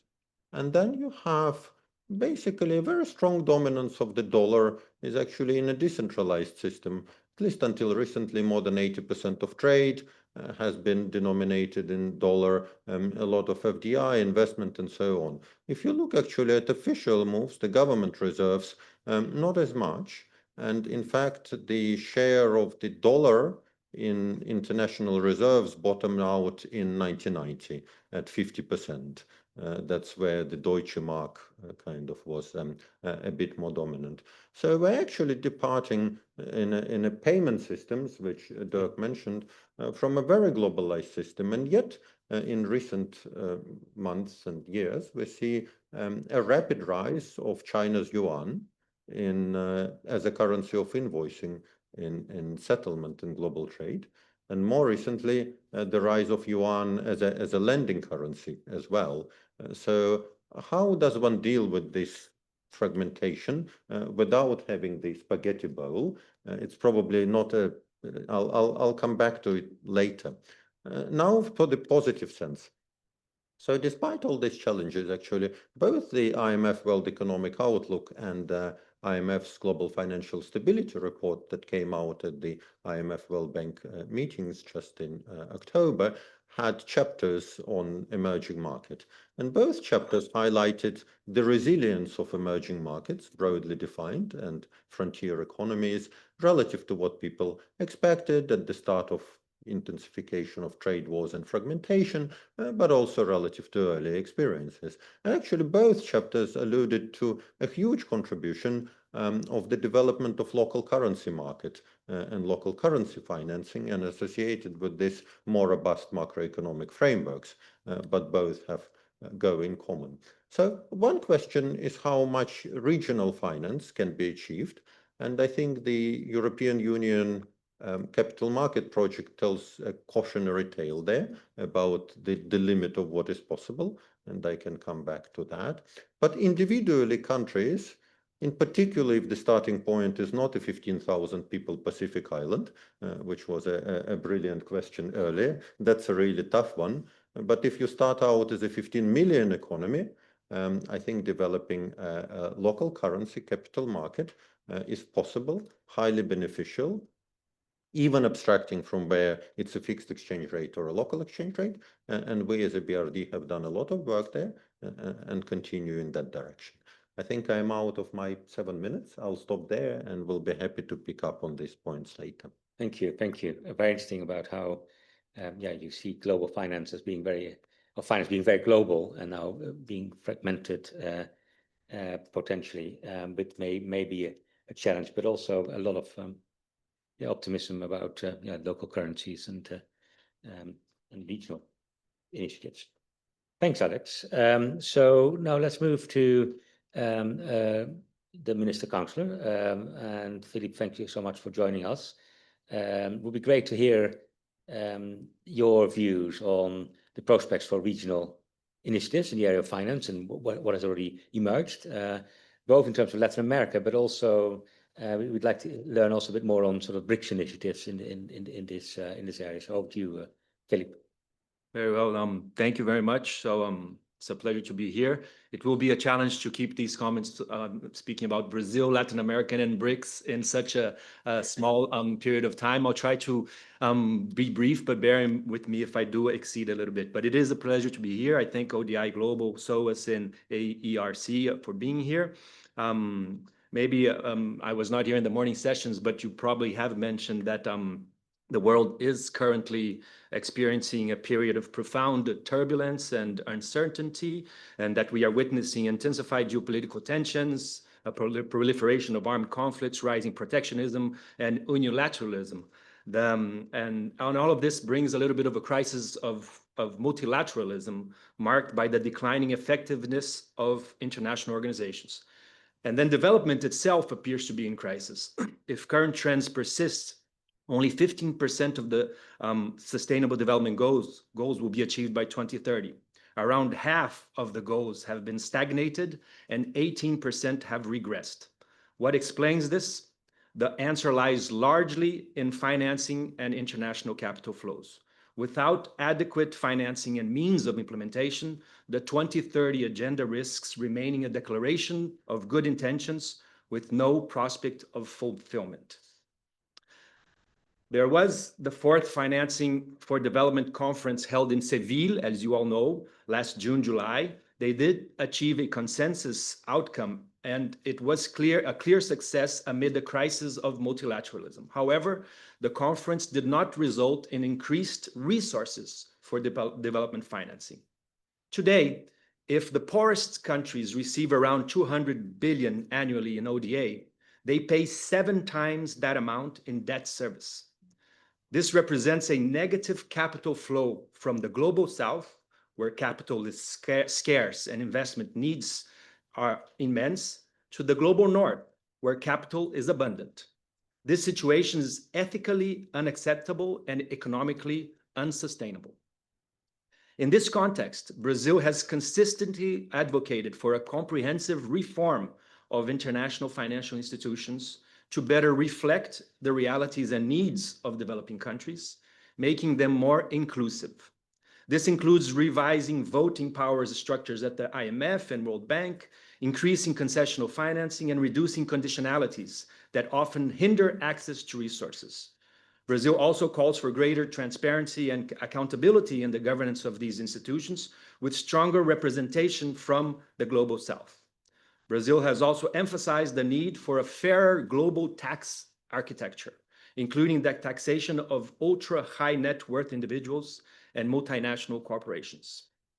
Besides the traditional IFIs, we need to strengthen the role of the United Nations General Assembly through the Second Committee and the ECOSOC in international economic and financial governance. Although developing countries are at a disadvantage when it comes to voting in the Bretton Woods institutions, we hold a decisive majority when it comes to voting in the United Nations. We also endorse the UN Framework Convention on International Tax Cooperation to build a fairer global tax architecture. Its goal is to ensure inclusive representation of all UN members in international tax design. So Brazil holds an unwavering commitment to fostering inclusive and sustainable global governance via dialogue and cooperation. We aim to address pressing global challenges and promote a more equitable international order.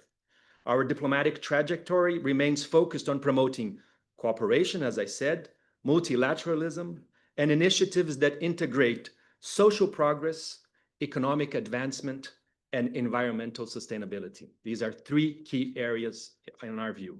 With this in mind, Brazil's concurrent presidencies of G20 and BRICS in 2024 and 2025 have provided a unique platform to advance these priorities.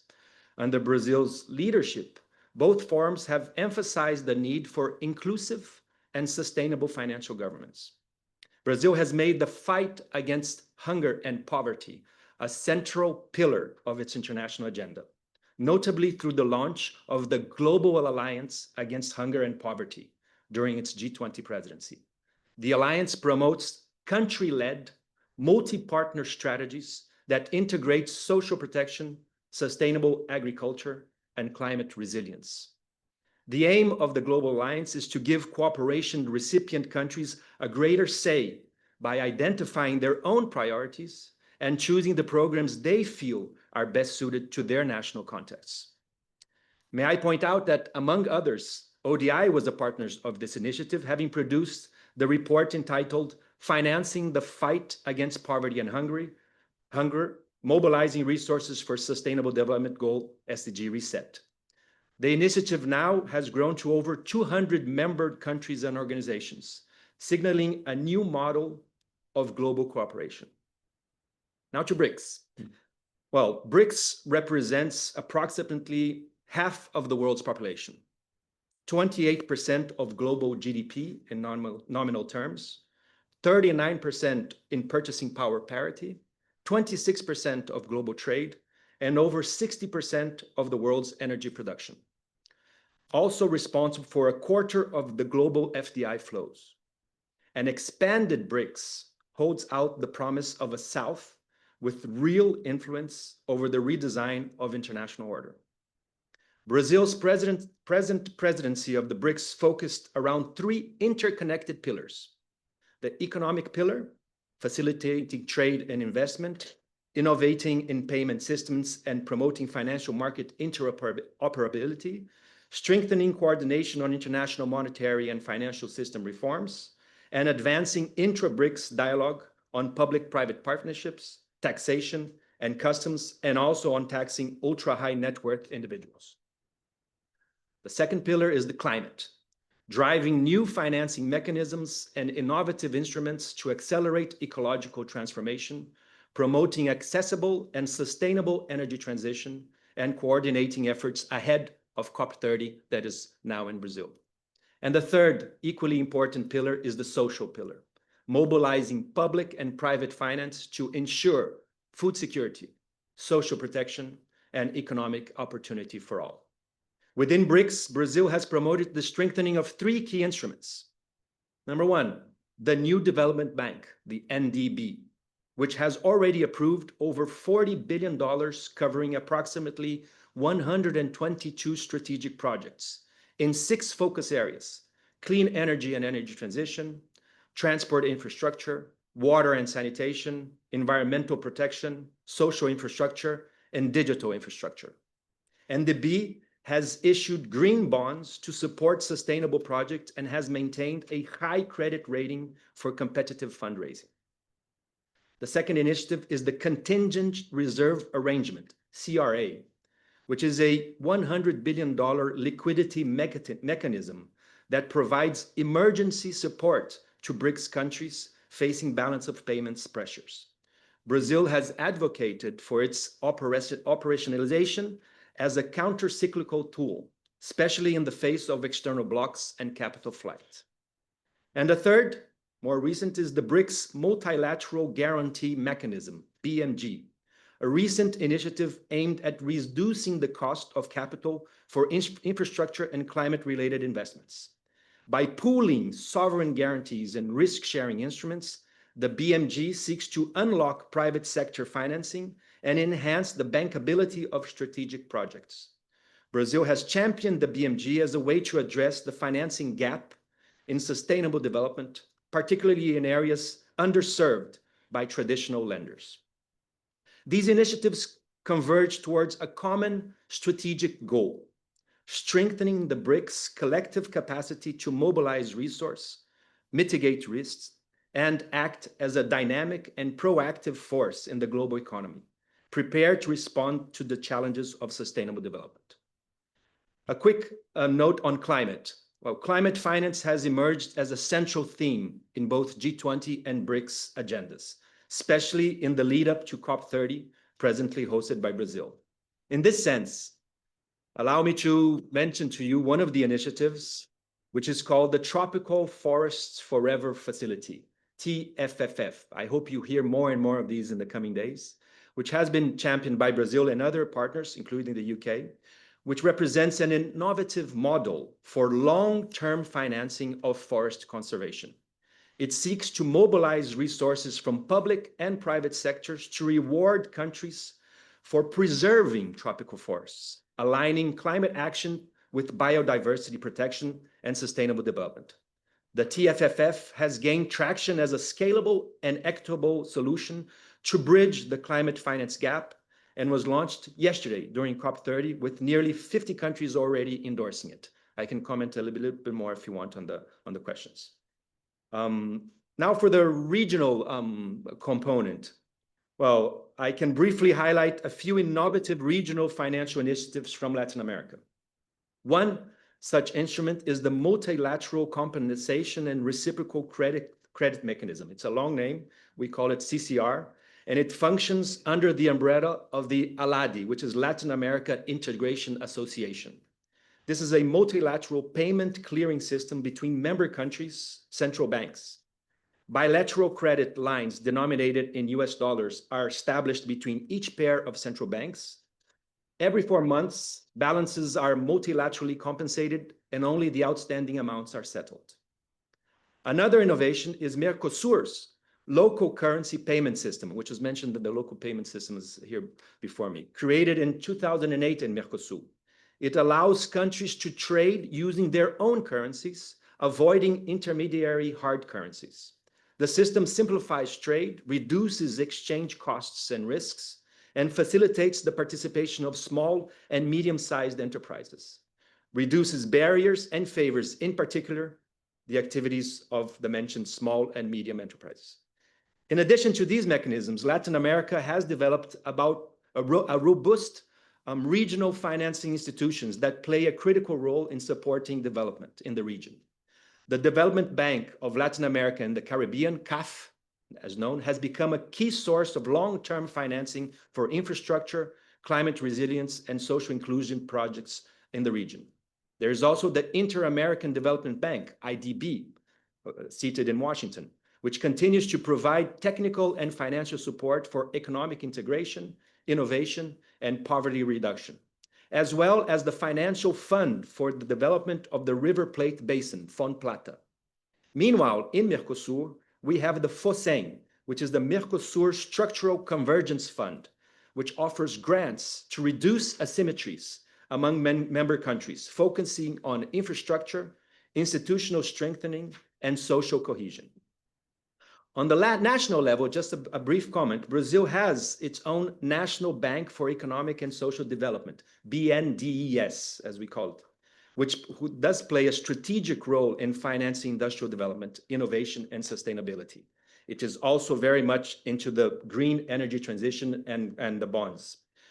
We see it as this experience in Brazil is of structuring complex financing operations and mobilizing blended capital markets is valuable reference for other national development banks in Global South. And just to conclude, I think on Brazilian experience also in this financial inclusion, we have the PIX, which is a digital payment method, which I don't know if you have all heard about, but it was launched by the Central Bank of Brazil in 2020. PIX has revolutionized digital transactions in Brazil by offering free, real-time payments 24/7, accessible to individuals and businesses alike. It has put 71 million people into the financial system in Brazil. So I will conclude here and then keep the other comments for later on. Thanks. It's a fantastic long list of, of initiatives, isn't it? And though I think the framing which you brought this was also quite interesting and important for the session, which is that you were using the G20 presidency and the BRICS presidency to advance your global outlook, right? So it's a slightly different way in sort of saying, well, you want to have you want to focus on regional initiatives, but you actually use groupings to advance global initiatives, and which is very, very interesting. But at the same time, I think the BRICS initiatives that you mentioned, they're pretty substantial in terms of amounts, and also the payment systems and that you mentioned at the end, Brazil, were very interesting and innovative ways of managing the finance system at the moment. Right, let's now move to Purva, who we're going to ask about initiatives in Africa, and so you've worked on the AFCFTA, but also other issues in Africa, quite a lot at the ECDPM, a fellow think tank, so we're interested in your take on what you see is emerging in Africa. Right. Well, thanks a lot, Dirk, also for inviting me for this webinar.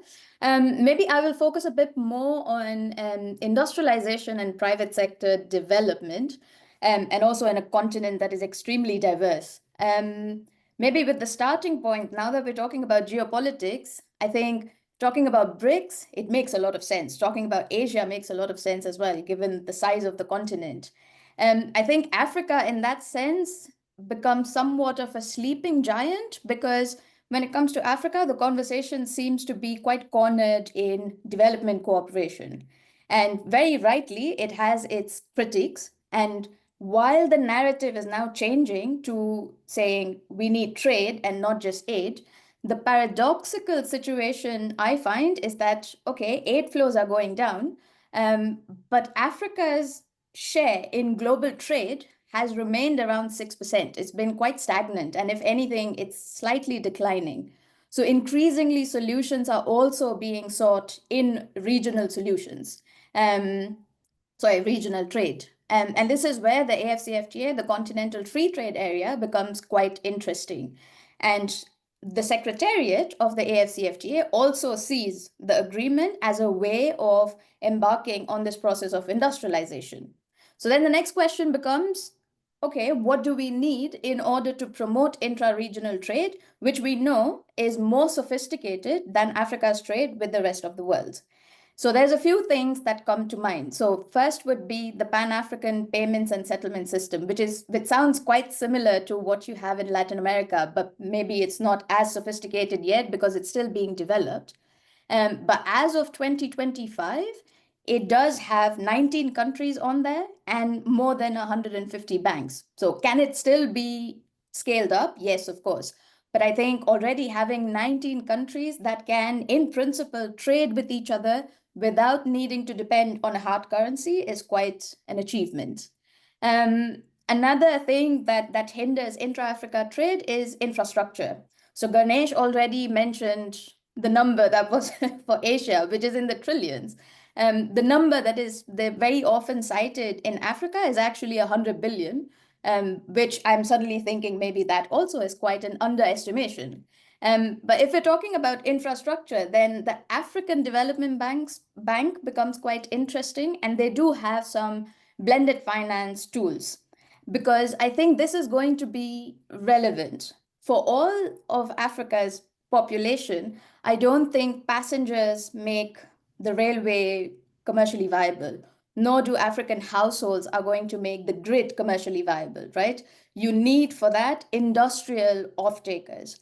And these off-takers, some of them do exist, but they're still emerging. So you have this typical chicken or egg situation as to which one comes first. And that's why you need, in my understanding, that's also why you need this blended finance in order to get some investors in there.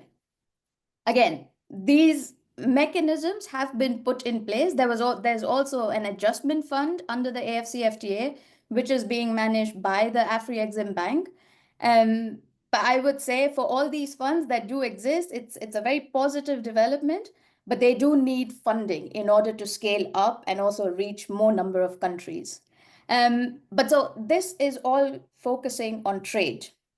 After that, you kind of go to investments, because at the end of the day, you also need access to investments and foreign investments in order to get access to technology, if we're talking about industrialization, and also engage in some kind of learning by doing, which you are able to do if you engage with foreign firms. Even here, Africa's share in global FDI is at around 3%. Under the AFCFTA, again, you have a protocol on investments, which is also quite celebrated because it's not looking only at investor dispute settlement, but also talking about investment promotion and investment facilitation, which I think is quite important. Two buts here. Just having an investment protocol does not mean it has been implemented. And so if we're talking about implementation, we need to think about accompanying measures that will be required, aligning policies across countries, and also implementing the provisions of the protocol. A second but is, even if the protocol was implemented, I don't think investments will naturally follow. And for them to follow, I think we also need to try and understand how industrialization happens and how development happens. And there are some instances from where we can draw lessons.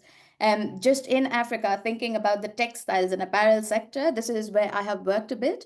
We can draw lessons from Ethiopia in terms of how the Ethiopian government actually managed to convince an investor to make investments in Ethiopia on textiles and apparel. Here, it goes into strategic coordination. You almost think about it in terms of industrial policy, where infrastructure and all other things are a part of it, but of a much bigger package. And not just foreign investment that Ethiopia sought, you also have instances of regional investment happening. So you have South Africa as a regional investor, but even Mauritius. We need to draw lessons in terms of what makes them make investments in other countries, and then try to design our policies that way. So speaking of investments as part of industrial policy, it also takes me to the question of maybe green industrialization. This is what all of us are talking about these days. In Africa, you do have the African Green Industrialization Initiative that has been introduced quite recently, which also has an aspect of investments, and it looks at heavy industries. Even here, linking it back again to industrial policy, I would say it's not just about having an initiative or even putting in place the investment protocol, but actually trying to have that institutional capacity to coordinate, look for financing, and also find anchor investors and anchor demand. Where's the demand going to come from for these things? Just today, I was reading about Namibia's green hydrogen and how that is not really going anywhere, partly because demand projections were a bit too optimistic. So we need to be careful about those things as well. If I have 1 minute, maybe I want to talk about 2 things where I think, maybe 3 things, where more attention needs to be paid if we're talking about financing in Africa, given the current geopolitical situation. First and foremost for me would be, how can we more productively use remittances in Africa, which really amount in the billions of dollars. And this is very important if we're talking in a context of domestic resource mobilization, which is fairly limited because the productive sector is fairly limited at this point in time, and informal economies are very large.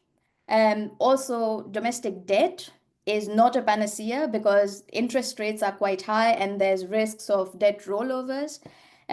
Also, we can't be talking only about foreign debt. I mean, this has already been discussed before, so I won't get too much into it. But yeah, given these things, we should think about how to make best use of the resources that Africa does have. Another avenue would probably be to look at sovereign wealth funds, asset management funds, and different kinds of funds that are available, which do amount to quite a bit. And a third thing maybe would be to also look at the global financial architecture and how that can be reformed in a way that also helps African countries. Just a very tiny example there, I was reading the other day that S&P changed their framework. And because of the change in their framework, there's about billions, I mean, I don't know how many billions, but billions of dollars that are going to become free for multilateral lenders, among which the African Development Bank. And I think thinking about risk perceptions and how to change these risk perceptions, because that's what they are. African countries are no more likely to default on their debt than any other. How do we change those perceptions, and what needs to be done in the global financial architecture to change those things? I think those would be the things that I would look at. Maybe I will stop here for now. And if there are any questions, I'm happy to answer them. Thanks a lot. Thanks so much, Purva. So also very, I would say, positive story about some of the initiatives that are beginning to emerge. Also, payment system, regional payment system, the POPs, and some other mechanisms like the adjustment fund, blended finance, but they haven't reached the full potential yet. So there's still more work needs to be done. And I think also your intervention also touched a lot on sort of the interaction between the real sector and the finance sector, so industrialization, and having good ideas, and sort of finishing with your Namibia example, or mentioning your Namibia example. So if the project doesn't make sense, then you don't get the finance. So it's important to make sure that the projects do make sense, and that there are good projects. But maybe there is a positive story there for Africa as well, because sub-Saharan Africa is expected to grow at 4.3% next year, and one of the fastest growing regions in the world in terms of expectations there. So thanks so much. So now let's go to the final panelist. So Uli, I mean, I've known you for quite some time, and I think at the beginning when you were working a lot on regional capital markets in Asia, but now you're very visible in a number of global debates. So maybe from your point of view, you're looking at all regions, what do you think are the prospects for regional initiatives? And you can of course draw on your Asian experiences. Over to you, Uli. Yeah, hello, and thanks a lot, Dirk, and many thanks for having me. And I regret I can't be with you in person. Well, I've been indeed kind of an ardent promoter of regional cooperation, economic and financial cooperation. But I think this is becoming an ever more important issue with the current geopolitical environment, where, I mean, at least in some areas, we have, I think, a breakdown of global economic governance. So while we definitely need to try to keep up or kind of rebuild global economic cooperation governance, I think there is a very strong role for regional cooperation. I think the Asian region, and in particular East Asia, provides some very interesting insights when it comes to regional financial collaboration. And I'd like to highlight 3 points. The first one is regional financial cooperation is really important, especially if regions are tightly integrated in terms of trade. And that was clearly the case in East Asia. But when the Asian financial crisis of 1997-98 hit the region, it was utterly unprepared to really deal with a regional financial crisis, because what we saw was that there was very quick spillover effects, financial contagion from one country to others. So initially it was only Thailand, but then quickly the crisis spread across regions. And at the time, the international response led by the IMF and also the World Bank was really not up for the task. And so it became very clear that the region didn't really have any kind of self-defense mechanism. So countries were left alone, and they had no established ways of helping each other. And so better regional collaboration arguably would have prevented some of the worst effects of the Asian financial crisis. And so what happened then after the Asian crisis was that the ASEAN countries, so the 10 Southeast Asian countries at the time, and China, Japan, and South Korea got together in the so-called ASEAN +3 grouping, and then gradually developed a regional financial architecture. So starting to develop a regional financial safety net with the so-called Chiang Mai initiative, so with kind of swap arrangements. And we've seen quite a lot happening since then. We've seen the establishment of AMRO, the ASEAN +3 Market Research Office, which is a kind of regional IMF, sort of. And so there's quite strong collaboration now on macroeconomic financial issues among these countries. Of course, not everything is going without frictions, but the region is much better prepared now to deal with issues of financial instability. And I think there's a strong case to further advance this, to turn AMRO, Chiang Mai Initiative, multilateralization into a real full-fledged regional monetary fund complementing the IMF, not working against the IMF. So I think this is really something that needs to be advanced. The global financial safety net is still very sketchy. We do have these regional financial arrangements in a number of regions, but the biggest gap is in Africa, and that's clearly, I mean, this has been, of course, discussed. There is actually a plan for an African regional financing arrangement that has been on the table for a long time, but countries haven't really advanced with it. But I think that is something that should be advanced, because we see that also with the biggest shareholder of the IMF, you know, kind of exerting its influence at the fund, you know, it's risky to rely only on that institution, even though I would very much argue we need a strong global IMF. The second area I want to highlight, and that also was a direct lesson from the Asian financial crisis, is that regional cooperation can play a really important role in developing local currency bond markets.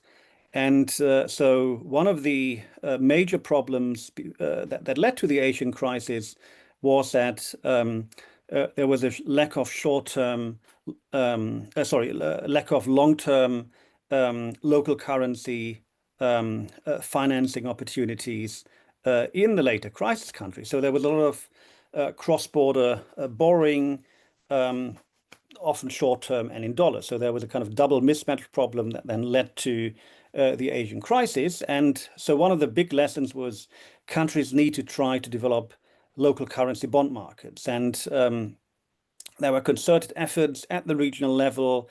very much supported by the Asian Development Bank, to develop these local currency bond markets, and that extended to developing appropriate regulatory frameworks. Also, you don't have to reinvent the wheel in every country. So, trying also to have certain standards and harmonization across the region, making it easier for also international investors to come in, so that they don't have to deal with hundreds of different standards. And this has been a tremendous success. So to anyone who's saying, oh, kind of mobilizing domestic capital and developing local bond markets and all that, that's a really long-term agenda. Of course, it's not an agenda that you can complete overnight, but I would say that has been a tremendous area of success that we've seen in Asia, and other regions really can learn a lot from that and also replicate that. And especially, of course, Africa, where capital markets are still very much underdeveloped. And I mean, although one should say there has been also, at least in some parts of Africa, quite remarkable growth in local currency bond markets as well. But I think having regional cooperation can really foster this agenda. And then the last point I want to highlight, where I think we can also draw important lessons from Asia, and especially East Asia again, is the role of domestic financial resource mobilization and also the role of public financial institutions. And so obviously we're living now in a world where ODA is shrinking. We need more international climate finance, but again, we're not really seeing it grow. So attention has been shifting more towards domestic financial resource mobilization. And while I would, of course, maintain that we do need more international public finance, I've always been highlighting that at the end of the day, the only way to really advance development is through domestic financial resource mobilization, and mobilizing domestic savings, building a local financial system that can really create credit for productive investment. So in that sense, I think it's actually, at least one positive side to this current debate, that there is a greater focus now on domestic financial resource mobilization. And here, I'd like to highlight that specifically when it comes to the cost of capital problem, this is a problem that really cannot be addressed without domestic financial systems. So everyone is rightly complaining about the high cost of capital that really is a major bottleneck to development, that is stifling investment. But kind of any external efforts can only will not address the structural problems behind that. So, I mean, it's important to have all these discussions about rating agency biases and so on.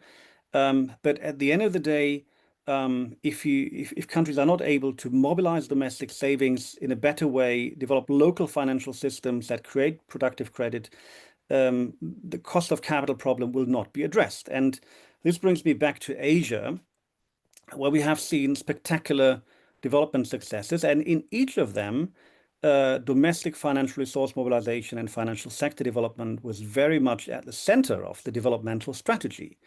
So going back to, say, Japan, which in 1875 established the Postal Savings Bank, copying the Postal Savings Bank, which was invented in Britain just like 15 years before. This was really transformative for Japan to mobilize savings, foster industrialization, and we've seen that replicated in the other success countries in Asia, South Korea, with the Korea Development Bank, very much followed the Japanese model. In Singapore, after independence, the Central Provident Fund played a key role of mobilizing savings from the working population to invest in public infrastructure, housing, and so on.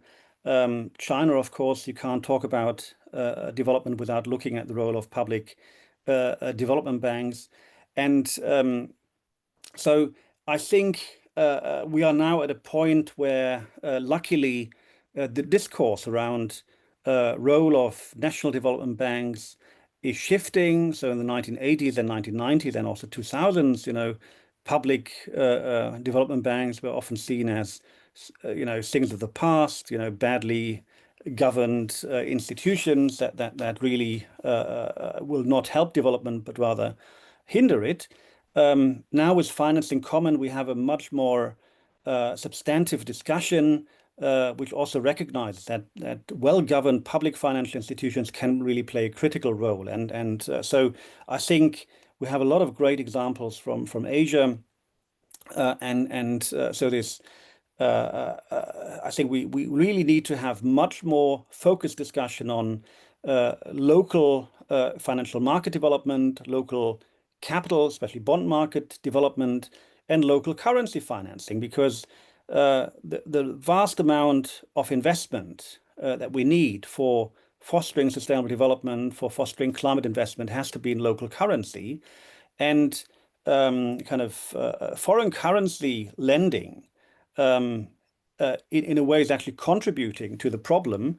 If this is the major source of finance, because then it really creates FX risk, it creates dependence on foreign capital, so that actually increases macroeconomic risk and cost of capital. I'll leave it here, but I think there's a lot of positive stories that we can actually take from Asia, and lessons that fitted to the local context can help countries design better financial and developmental policies. Thank you. Right, thank you, Oli. Thank you for these positive learnings from Asia. So that brings us to the end of the panelists' contributions, and I want to bring in the audience. And whilst you're thinking about your questions, I think it's interesting to sort of see, well, first of all, we can sort of observe that there are lots of regional initiatives emerging, and there are lots of examples in different regions, and some are more advanced than others, some are bigger than others, and they have different characteristics, and they serve different purposes, and so on. And I think that is, yeah, we probably need to sort of characterize that a bit more, and analyze those. But I think the second point is then the so what. So if this is in a response to geopolitical fragmentation, or this is just emerging, is this a good thing or not? And maybe also it will be interesting to see whether the audience has any questions on that. But I mean, I heard three different things in the panel. So I think that from Ganesh, you were highlighting a lot of different initiatives, but you also pointed to the noodle bowl, the spaghetti noodle bowl, as it were. So there may also be some challenges out there, and wouldn't it be better to have a global system? I've also heard from Uli sort of saying it's essential that there need to be regional financial systems, for example, for financial resilience, safety net. So Asia didn't have one when the Asia financial crisis hit.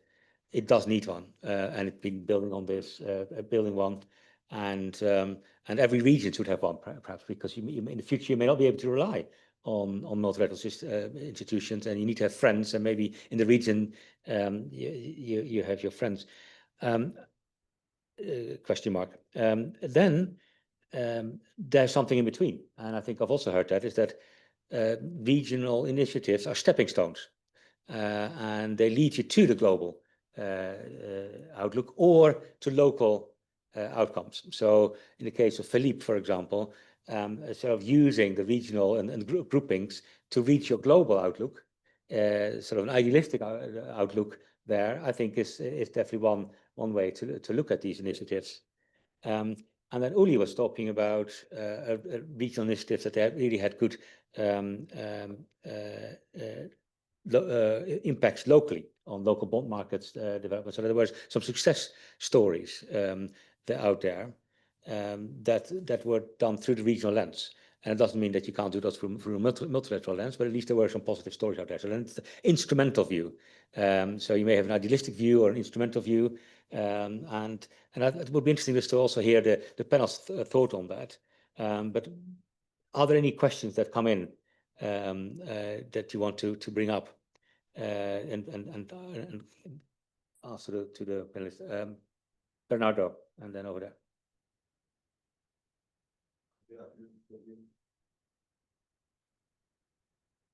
Thank you very much. Couple of questions, if I may, to the Minister Chancellor.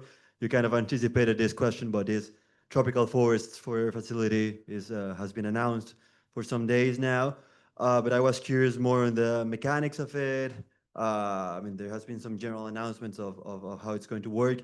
But I understand it's going to be a mix of private and public funds, kind of invest them and then use the revenues from these funds. But I was interested also in the mechanics of the fund and also how to be more inclusive on it, because even if you, as you mentioned, the UK has been also partner of the fund, but as of yesterday, I don't know if yesterday that things changed, but as of yesterday, the UK didn't contribute to it financially. And even if the UK, which is keen to contribute to it, how can we ensure that more countries or join the initiative? Then to Purva, I agree with the point that even when legal instruments are implemented, they are not the main drivers of investment and economic activities. So I was curious from your experience in the intra-African context and for intra-African investment flows, what are the main drivers, and where can we find finances sources, and what can unlock them? And more generally for the panel as well, the country platform for climate finance has been in place for some time. So I don't know if there are lessons learned more general for financial flows, because we have been talking about the spaghetti bowl. So I think we can also learn some lessons from what we have seen from climate platforms. Thanks, Bernardo. Gentleman here.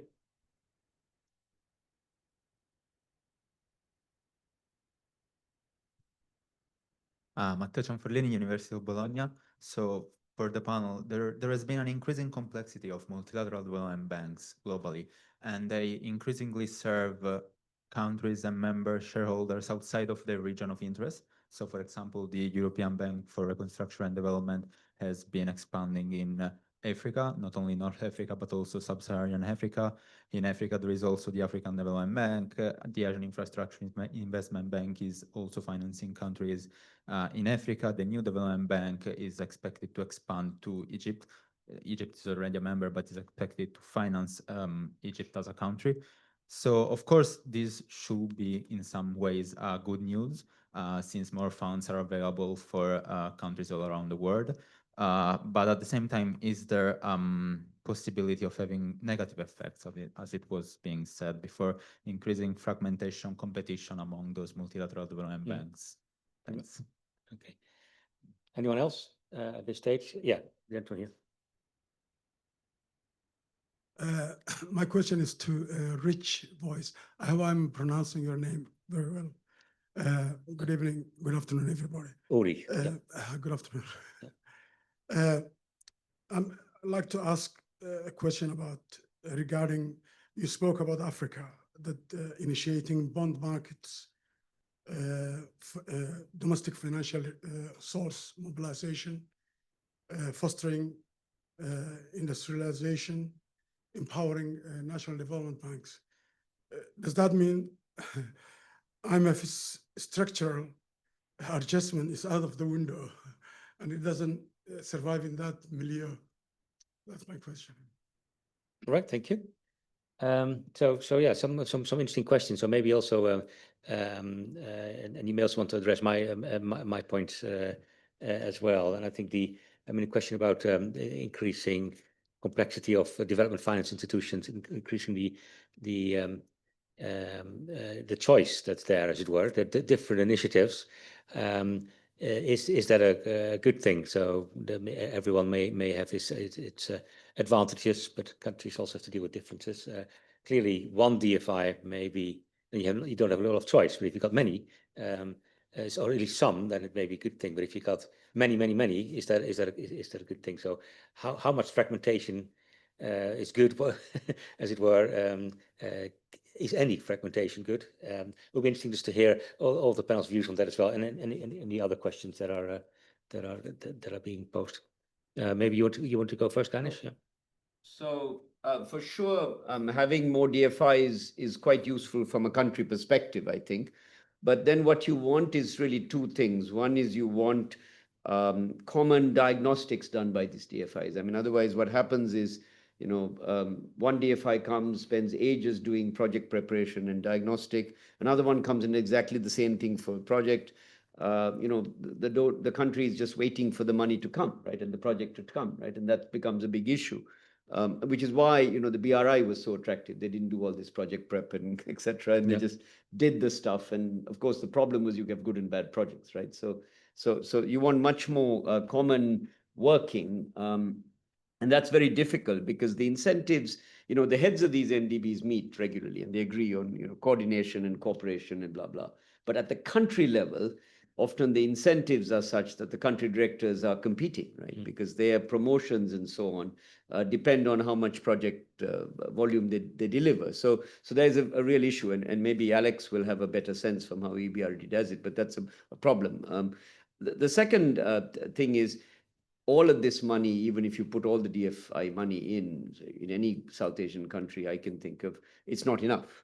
So by definition, you need to have all the local bond markets and other things developing.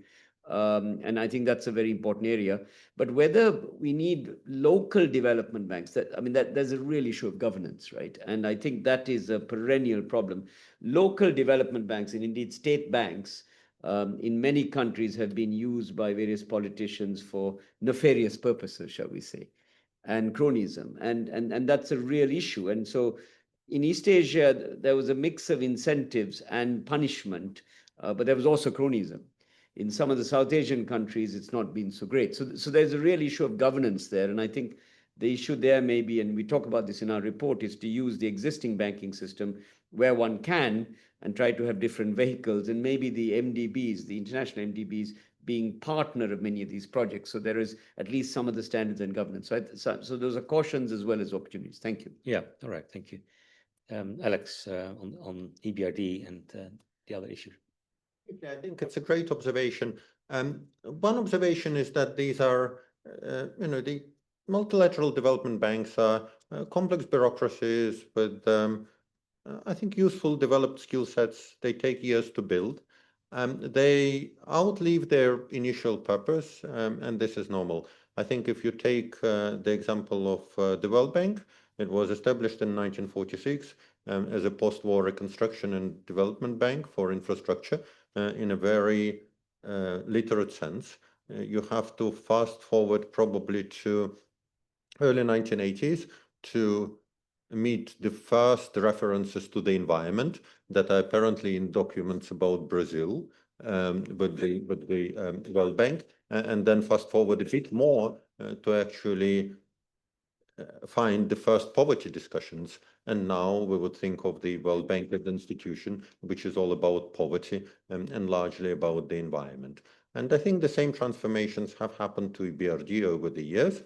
In part, it's probably a testament of some success in the traditional geography of Central Europe, that there is less work to be done there. And there are some, I think, areas of expertise, whether building structures for public-private partnerships, say, or whether working on local currency finance that are transferable, but also complementary. We could maybe work with a government to develop legal frameworks for public-private partnerships, but somebody else will come, like the World Bank, with the chunk of financing, and maybe the International Monetary Fund will come with macro program. Some competition happens between these institutions. Some competition is healthy. Some coordination, as Ganesh said, is healthy. And the last observation is indeed that the needs are huge, and we have our bureaucratic rules. Some of them are quite outdated because they are nominal and have not been updated. For us as an institution, the largest single obligo limit, so the largest amount for a single project, is 500 million euros. Is it a large number? Is it a small number? Well, in a scale of many infrastructure projects, I think, if you look at BRI initiatives in Africa, the largest China investment this year is 20 billion, something like that in Nigeria. So on the scale of 20 billion, you have to collect many institutions with $500 million each to actually get to a number that matters. And maybe if I can comment, maybe 30 seconds on a great point about local currency markets, but also if they are mispriced. Because as we expand to sub-Saharan Africa, actually, internally, there are fascinating discussions between different departments exactly about that question that was asked earlier. Are African countries no more likely to default than other countries at a similar level of development? Is the debt mispriced? And then suppose for a second, abstracting from the merits of the argument, that it were true. So what could you do in a kind of regional financial integration spirit? I think you could come up, as we did, and as was mentioned on a panel, but some kind of risk guarantee instrument. Because if you think that the market is fundamentally mispriced, then you need some kind of umbrella risk guarantee that is available pretty much to anyone who would like to invest in something sensible in local currency. And then it can bring down the cost of that financing, maybe by a couple of percentage points, maybe more. In our experience in Central Asia and emerging Europe, on average, it was mispriced by about a couple of percentage points. So they would charge 18% and the fair rate would be 15, 16, something like that, given history of defaults and depreciations. So if it's actually a guarantee for a good cause, then on average it will not be drawn and actually can be reused indefinitely. And you over time correct that market externality, build the local markets and address the fairness argument in this context. And usually the thing about these fairness arguments is that the truth is somewhere in between. That externality is there, but it's not as large as the other side of the argument will tell you, because an occasional Ghana would occasionally default and remind the community that these defaults are real. Yeah, yeah. All right, thanks. So thinking about the answer about EBRD and the role it can play, and how different DFIs, development banks, can play different roles. Of course, bearing in mind Ganesh's point that some are governed better than others, but at least in Brazil, the BNDES has been always held up as a very good example. And about 10 years ago, I opened an advisor to the House of Commons inquiry into whether the UK should have a development bank, and we also listened to evidence from the BNDES and the AFD in France. But yeah, the Treasury at that time at least was thinking that capital markets are a more efficient way of raising capitals rather than DFIs. But I think the pendulum may have been swung towards DFIs, and as Uli was saying. But bearing in mind we need to draw lessons, and not every bank is local bank is a good one. But over to you, Philippe. No, thank you for the questions. I think maybe just picking up on the last question, I think the idea of, let's say, developing countries in general, I mean, the overall objective is developing our economies. I mean, so the more the merrier in a way. So I don't see much of a competition. I think that obviously the traditional Bretton Woods institutions have been there for a long time, and they do have contributed a lot. But there are, let's say, as I have mentioned, questions of representation, and sometimes some projects are not easily accepted due to their, let's say, criteria. And in that sense, since the needs and development needs are still there, or even, let's say, even stronger, these regional development banks have come into place. And that was the case in Latin America. And now more recently, well, now with the 10 years already of age, with the NDB in BRICS. And then coming just quickly to the NDB to give you this example is, I mean, definitely it is not only open to BRICS members, it's open to non-BRICS members. And it does provide a model that is seen to be faster, more flexible in financing with fewer conditionalities. Some of the objectives that have in place of the NDB is the 30% of the lending is in local currencies to mitigate exchange rate risks, 30% to non-sovereign operations for the private sector, 40% to climate change mitigation and adaptation. And in certain projects, there is a co-financement of 20% of projects with other multilateral banks. So there is this convergence as well. And just an additional, I think, objective that the bank has that might be an innovation, hopefully, in the world is to increase female representation to 40% in the professional and managerial positions. So this is also something that the bank is striving to do. I don't know if I should maybe answer the TFFF question as well, or in 30 seconds. In 30 seconds. Okay, so very quickly, yes, the TFFF, well, has been launched. It's very new. Many partners are adhering. Some already with funds. Others, these funds or decisions to be made. But I think it is maybe also the innovation of it is that it's a way of providing a fund, so it's not a donation from countries. So this is already very different from others' donations to preserving the forest. It covers 80 tropical forests countries with 1.2 billion hectares. 20% of payments are earmarked for indigenous people and local communities. They are the traditional stewards of the forests. And the countries retain full autonomy over how funds are used, whether for healthcare, for education, or green infrastructure. So it's not a charity. It's a post-ODA sponsored-based mechanism where all invested capital is returned to the investor. So this is the complete, let's say, innovation in this process.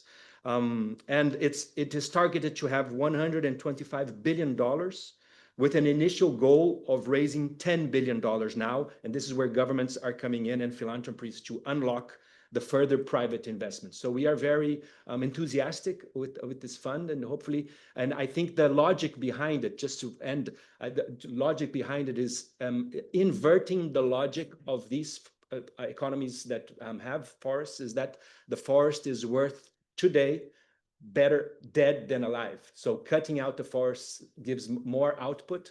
And this is the idea of rendering to the local populations that no, the forest gives them is better alive than dead. So this is the idea behind it.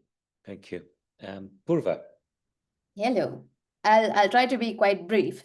On the point of DFIs and what you raised, Dirk, as well, is it better to have one system rather than a fragmented system? Sometimes I feel maybe the whole idea of structure is a bit overrated, because I find one system won't always work for everyone, right? Because there's a lot of diversity in the countries that are available in terms of the sectors that you want to look at. And there's always trade-offs between the different DFIs that you want to work with as well.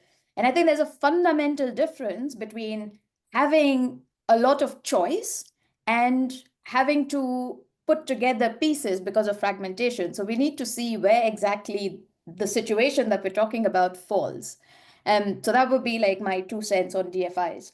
On the idea of PDBs and NDBs, I am very much on the same page as Ulrich here, I would say. I do think it is needed. And to the point of cronyism, I mean, because I work a lot on political economy issues, I think about industrialization from a political economy aspect. I think the question we should be asking ourselves is more, how can we create vested interests in economic development? For me, corruption is, I don't think underdevelopment is because of corruption. I think corruption is a sign of underdevelopment. So if we flip the question, and having grown up in India, having followed China, I do firmly believe that this can be changed and you can create pockets of efficiency. So that's on the governance side. Now to the question on investments and how can we unlock them very quickly. If you look at what happened in Ethiopia or Mauritius, like I mentioned, I mean, I'm happy to have a bilateral with you later. I wouldn't be able to tell you where they got the financing from, the investors. But the point was, these countries knew precisely what they were trying to do. The problem had been defined before they went into looking for financing. So that's one way to look at it, which you could say demand-led. Another one, the example I gave of infrastructure and blended finance. I think there we need to look at the problem slightly differently. There maybe it is about the AFDB or any other DFI that's going to look at infrastructure financing in Africa needs to come up with a kind of model which becomes a proof of concept, which convinces other DFIs and other development partners to actually work with the AFDB or whichever model you are working with, rather than creating parallel systems. That is what Ganesh was also saying adds to the transaction costs of countries.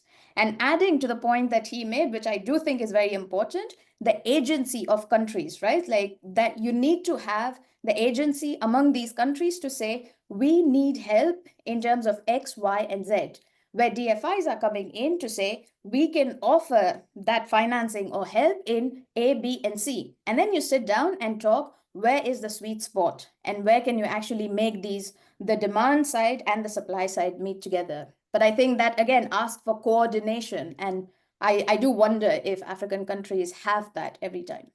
Thanks. All right, Purva, thanks so much. Ulrich. Yeah, thank you. A lot of good questions.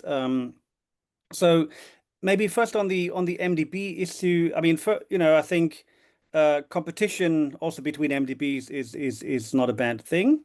But we've actually seen more recently, I think, more cooperation between MDBs than we've seen ever before, and I think that is good. And there has been now a much larger discussion about MDBs, but not only MDBs, but also public development banks more broadly, working more as a system.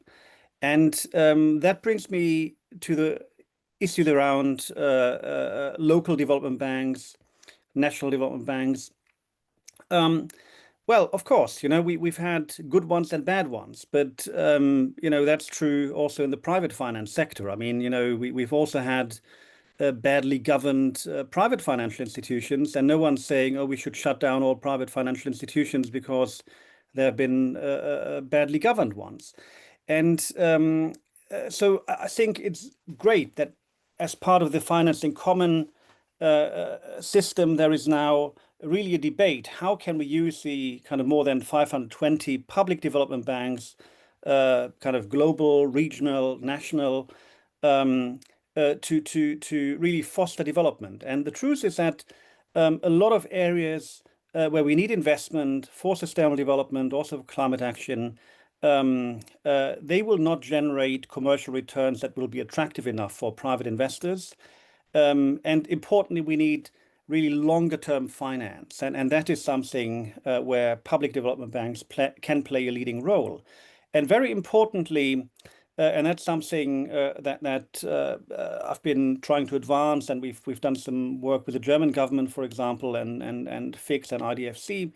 How can we use the might of the MDBs and also leading international development finance institutions like AFD, KfW, to empower national development banks to play a more important role in fostering sustainable development? And I think there is a huge potential.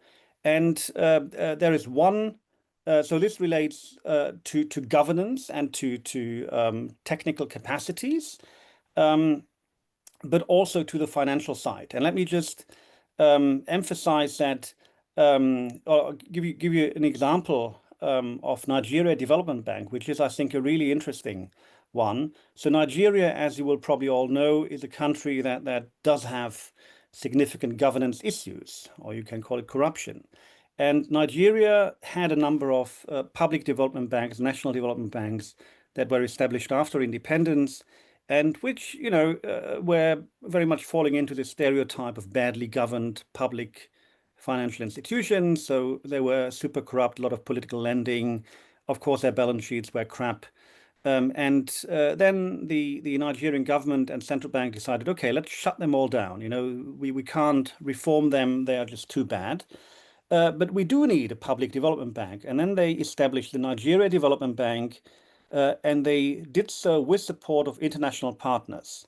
So the Nigeria Development Bank is modeled upon the KfW, KfW, AFD, World Bank, European Investment Bank, all supported the establishment. EIB and World Bank actually provided equity capital. The bank has been established from the start with very strong governance standards, and it's been operating now for 10 years. It's a really successful example. It has very high standards regarding hiring of staff at all levels. The Nigerian government has only one seat on the board. Ghana actually replicated this model with Ghana Development Bank recently. And I think there is a lot we can learn from these kind of examples. And one thing that I think can't be emphasized enough is that public development banks can be actually a wonderful vehicle to mobilize private capital. And this is exactly the model of the MDBs, right? I mean, the World Bank and the ADB and the African Development Bank and the others, they have received capital from their shareholders. Thanks to the good standing of the major shareholders, they have a very good rating. And then that enables them to issue bonds in international capital markets and raise capital at very low cost. And we basically need to enable national development banks to have exactly the same model, helping to mobilize domestic savings, mobilizing private capital, but local currency, and then really fostering local development finance. So I think there's a huge potential, and this is now getting recognized. And of course, we need to be careful with governance. And as I said, the bad public development banks, if they can't be reformed, they should be shut down.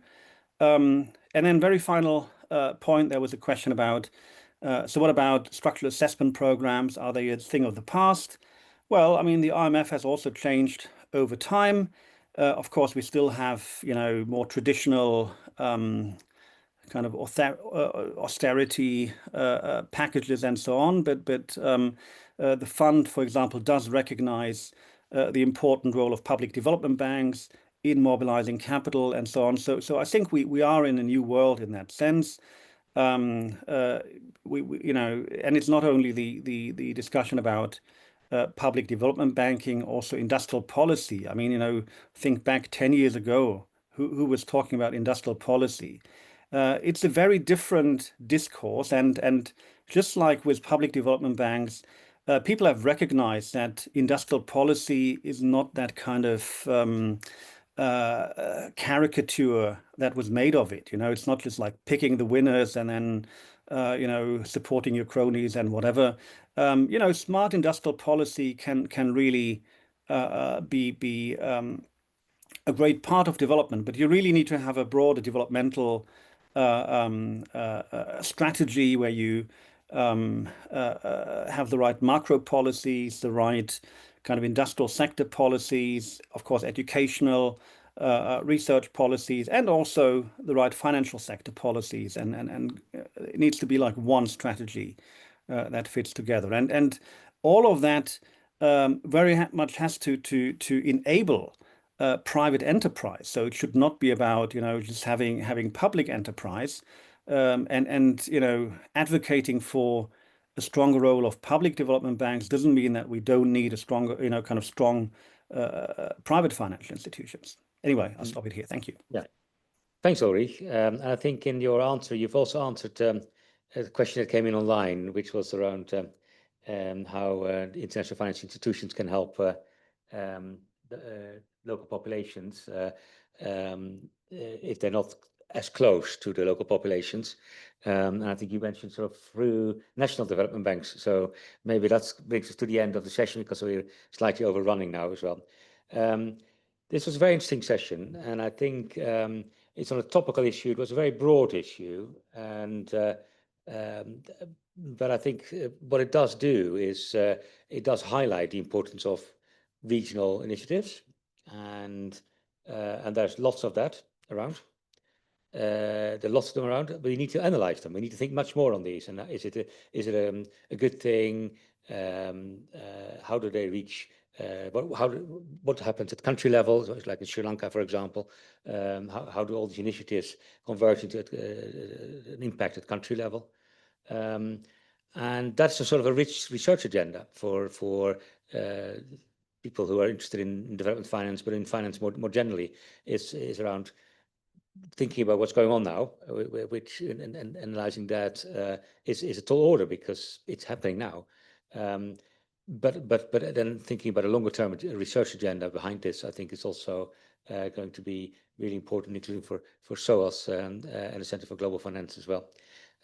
So thanks so much for the panelists, to the very stimulating initial comments, and also for the contribution and answering the questions. So thanks so much for being panelists. Let's a big applause, and then.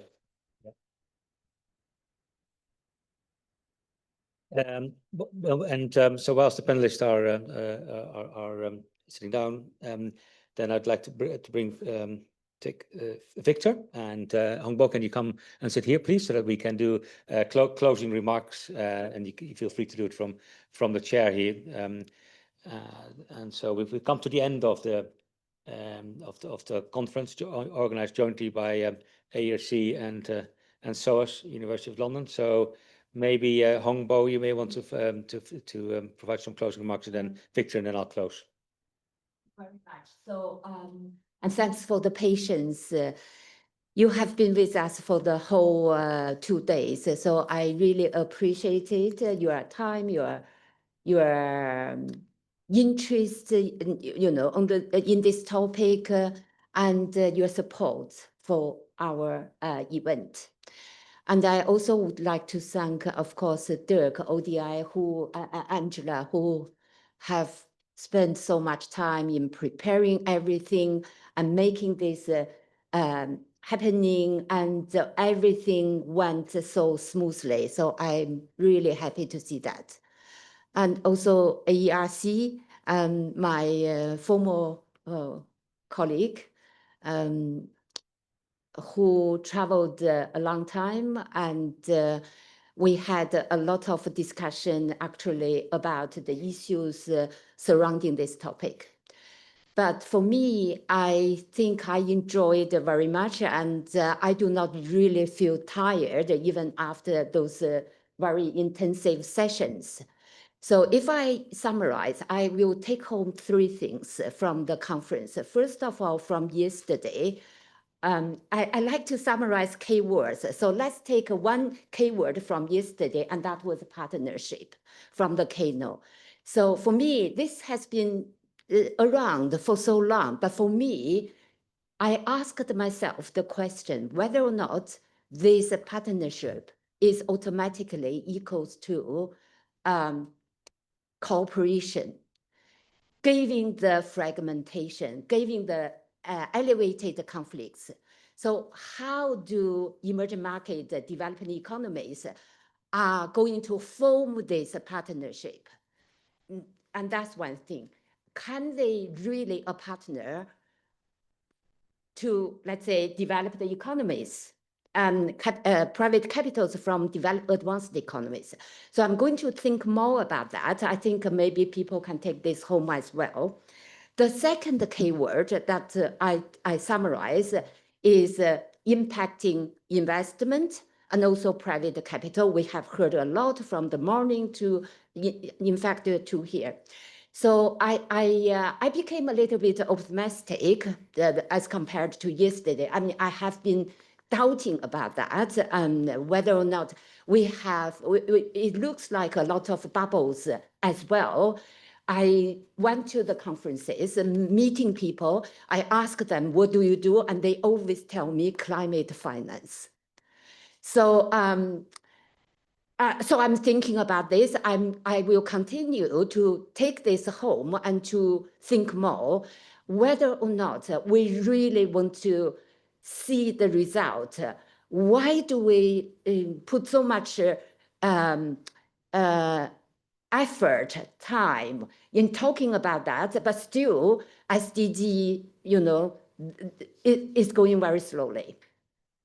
So my third summary is about the last panel. Actually, I saw a little bit of interaction between finance, the financial market, and the real economy, which is my background. So I will think more about what are the impacts giving this new fragmentation on the real economy, such as the industrialization process in Africa, and such as like Yuli, my colleague, talked about how to really make the most of domestic financial resources. I think this is maybe true for advanced economy, but for the developing emerging market, they do not have domestic financial resources. So how do we solve this problem? Yes, developing financial system is one way probably. In any case, it's very good because even though I do not have financial resources myself, I can, having a better financial system, a more developed financial market, I can attract more from other places. So I will take this to home and to continue to explore a little bit. So I really enjoyed that. I thank everybody who contributed, and including the counselor. Thank you. Thank you very much. Thanks, Hongbo. Victor. Thank you, Hong, and thank you, Dak. And let me just two quick points. The first is to thank Dak and ODI Global, and to thank Hong and Center for Global Finance at SOAS, University of London, for making this possible, and thank you all for being able to come and join this discussion on very critical issues of our time. I reminisce and think back to where all this started. I remember a conversation with Dak some years ago when he came to SOAS to take up the honorary professor in global finance with the Center for Global Finance. And we are thinking of, okay, this is what a Center for Global Finance does, and having its radar on developments in global finance around the world. And ODI also in the same field, especially looking at development across the world, is why don't we come together and do something great? And over time, we realized that, of course, ODI was working separately with the African Economic Research Consortium, organizing events together. And of course, Center for Global Finance was working separately with the African Center for Global Finance, with the African Economic Research Consortium. So what we did now, what is happening here, is like solving a simultaneous equation system. Basically, you get two equations and you solve into one. And that is what's happening here. So you have ODI, you have ERC, and you have Center for Global Finance London. I think this is a great achievement, and we should make this a continuous, annual interactions, because that way we can be able to work together, of course, with our network members, including here and those who joined us online, to think about the global issues.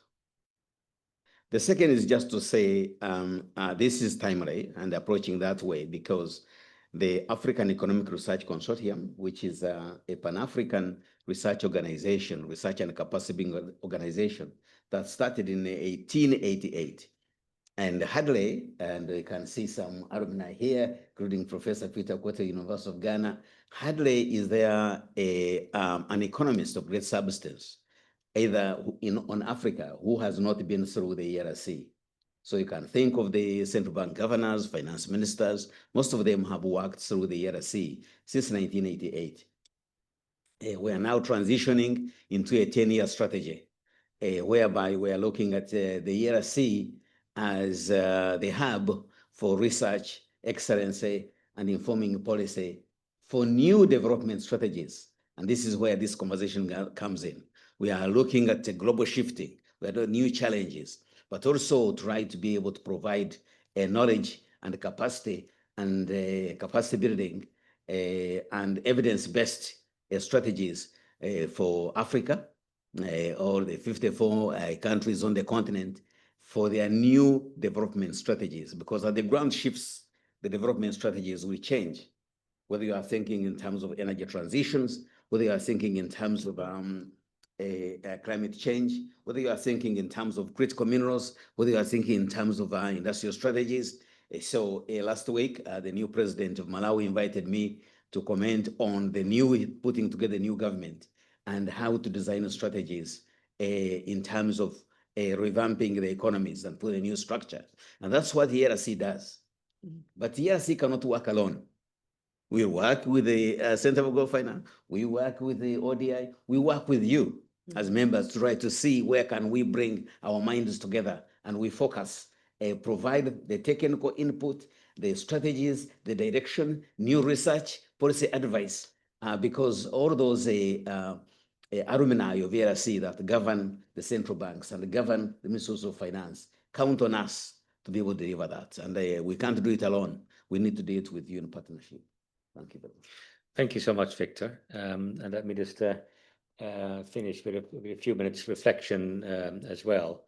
I thought this was a very fascinating conference and learned a lot. And also, I think there's a lot more to do in this topic. We've barely touched the surface of this, I think. I think on the one hand, it's a broad topic, broad title, and has allowed us to talk about financing in particular topics in ways that we've done before as well, but perhaps in a slightly different context.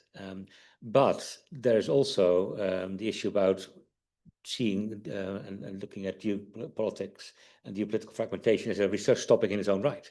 And I think there we have seen quite a few different remarks being presented. I think, and Marcelo is here, for example. I think you said off the cuff, like interest rates are going to be higher for longer. And if that is a result of the current geopolitical fragmentation, that's pretty worrying, I would have thought, because that will lead to less capital investment, lower growth. And I mean, the OBR here in the UK has just revised its forecast for productivity growth, probably for a different reason, right? For Brexit and so on.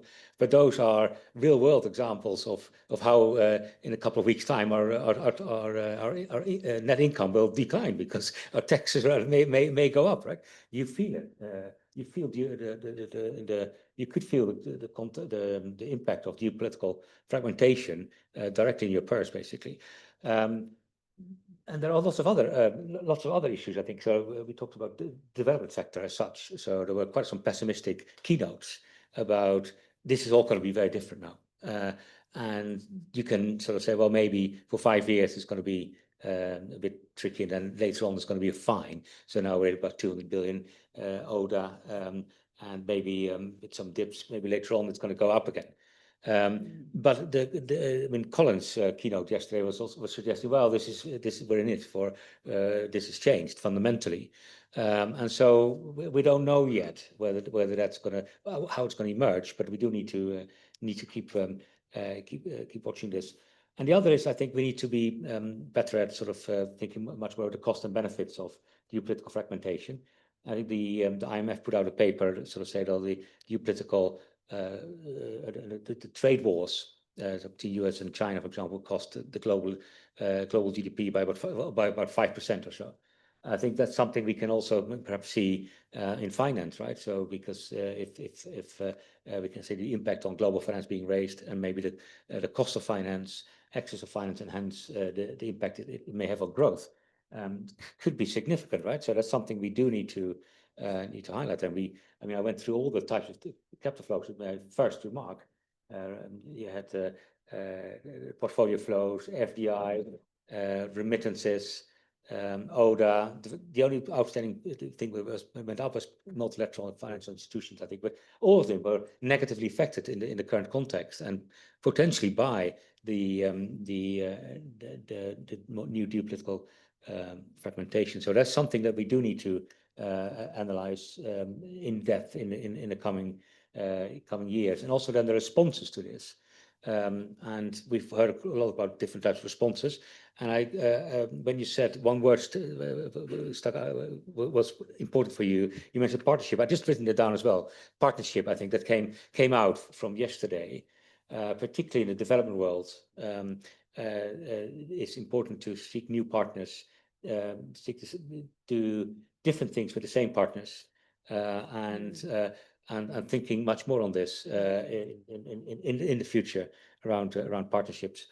That's been on the substance, so now vote for things. So let me first thank the organizing committee and Angela and Meng and the whole IT team. Let's do a big thank you and applause for the team. Thanks, Angela. Well, thank you to the panelists. And of course, a huge thanks to Victor, Professor Victor, for coming here and for the collaboration, the strong collaboration. And I think we found out that we had a chapter it was in the book by Ganesh, I think 23 years ago. So that's we didn't know each other then, but then a year later, I think we met or so. And Hongbo, also thanks so much for the strong collaboration we have between ODI and SOAS, and also my links with the Center for Global Finance. So thank you so much for the very strong collaboration. I also like to thank the audience, and so particularly you who stayed here. We had around 300 people who signed up. So yesterday we had a full room and a lot online. I think now there are more online than here, but I want to thank you in particular for being such a stimulating audience, and the panelists as well. And so all our speeches will be online quite soon. Look at the ODI website, and so you can look back at what everybody said, and that I hope you can sort of as in good partnerships, disseminate the finance, and also just share your thoughts on what you thought, and so to keep this alive. And I'm very much looking forward to the next annual conference, maybe wherever it's going to be. But it was our honor to be hosting it here at ODI. So thank you so much for coming here. Thank you. Thank you.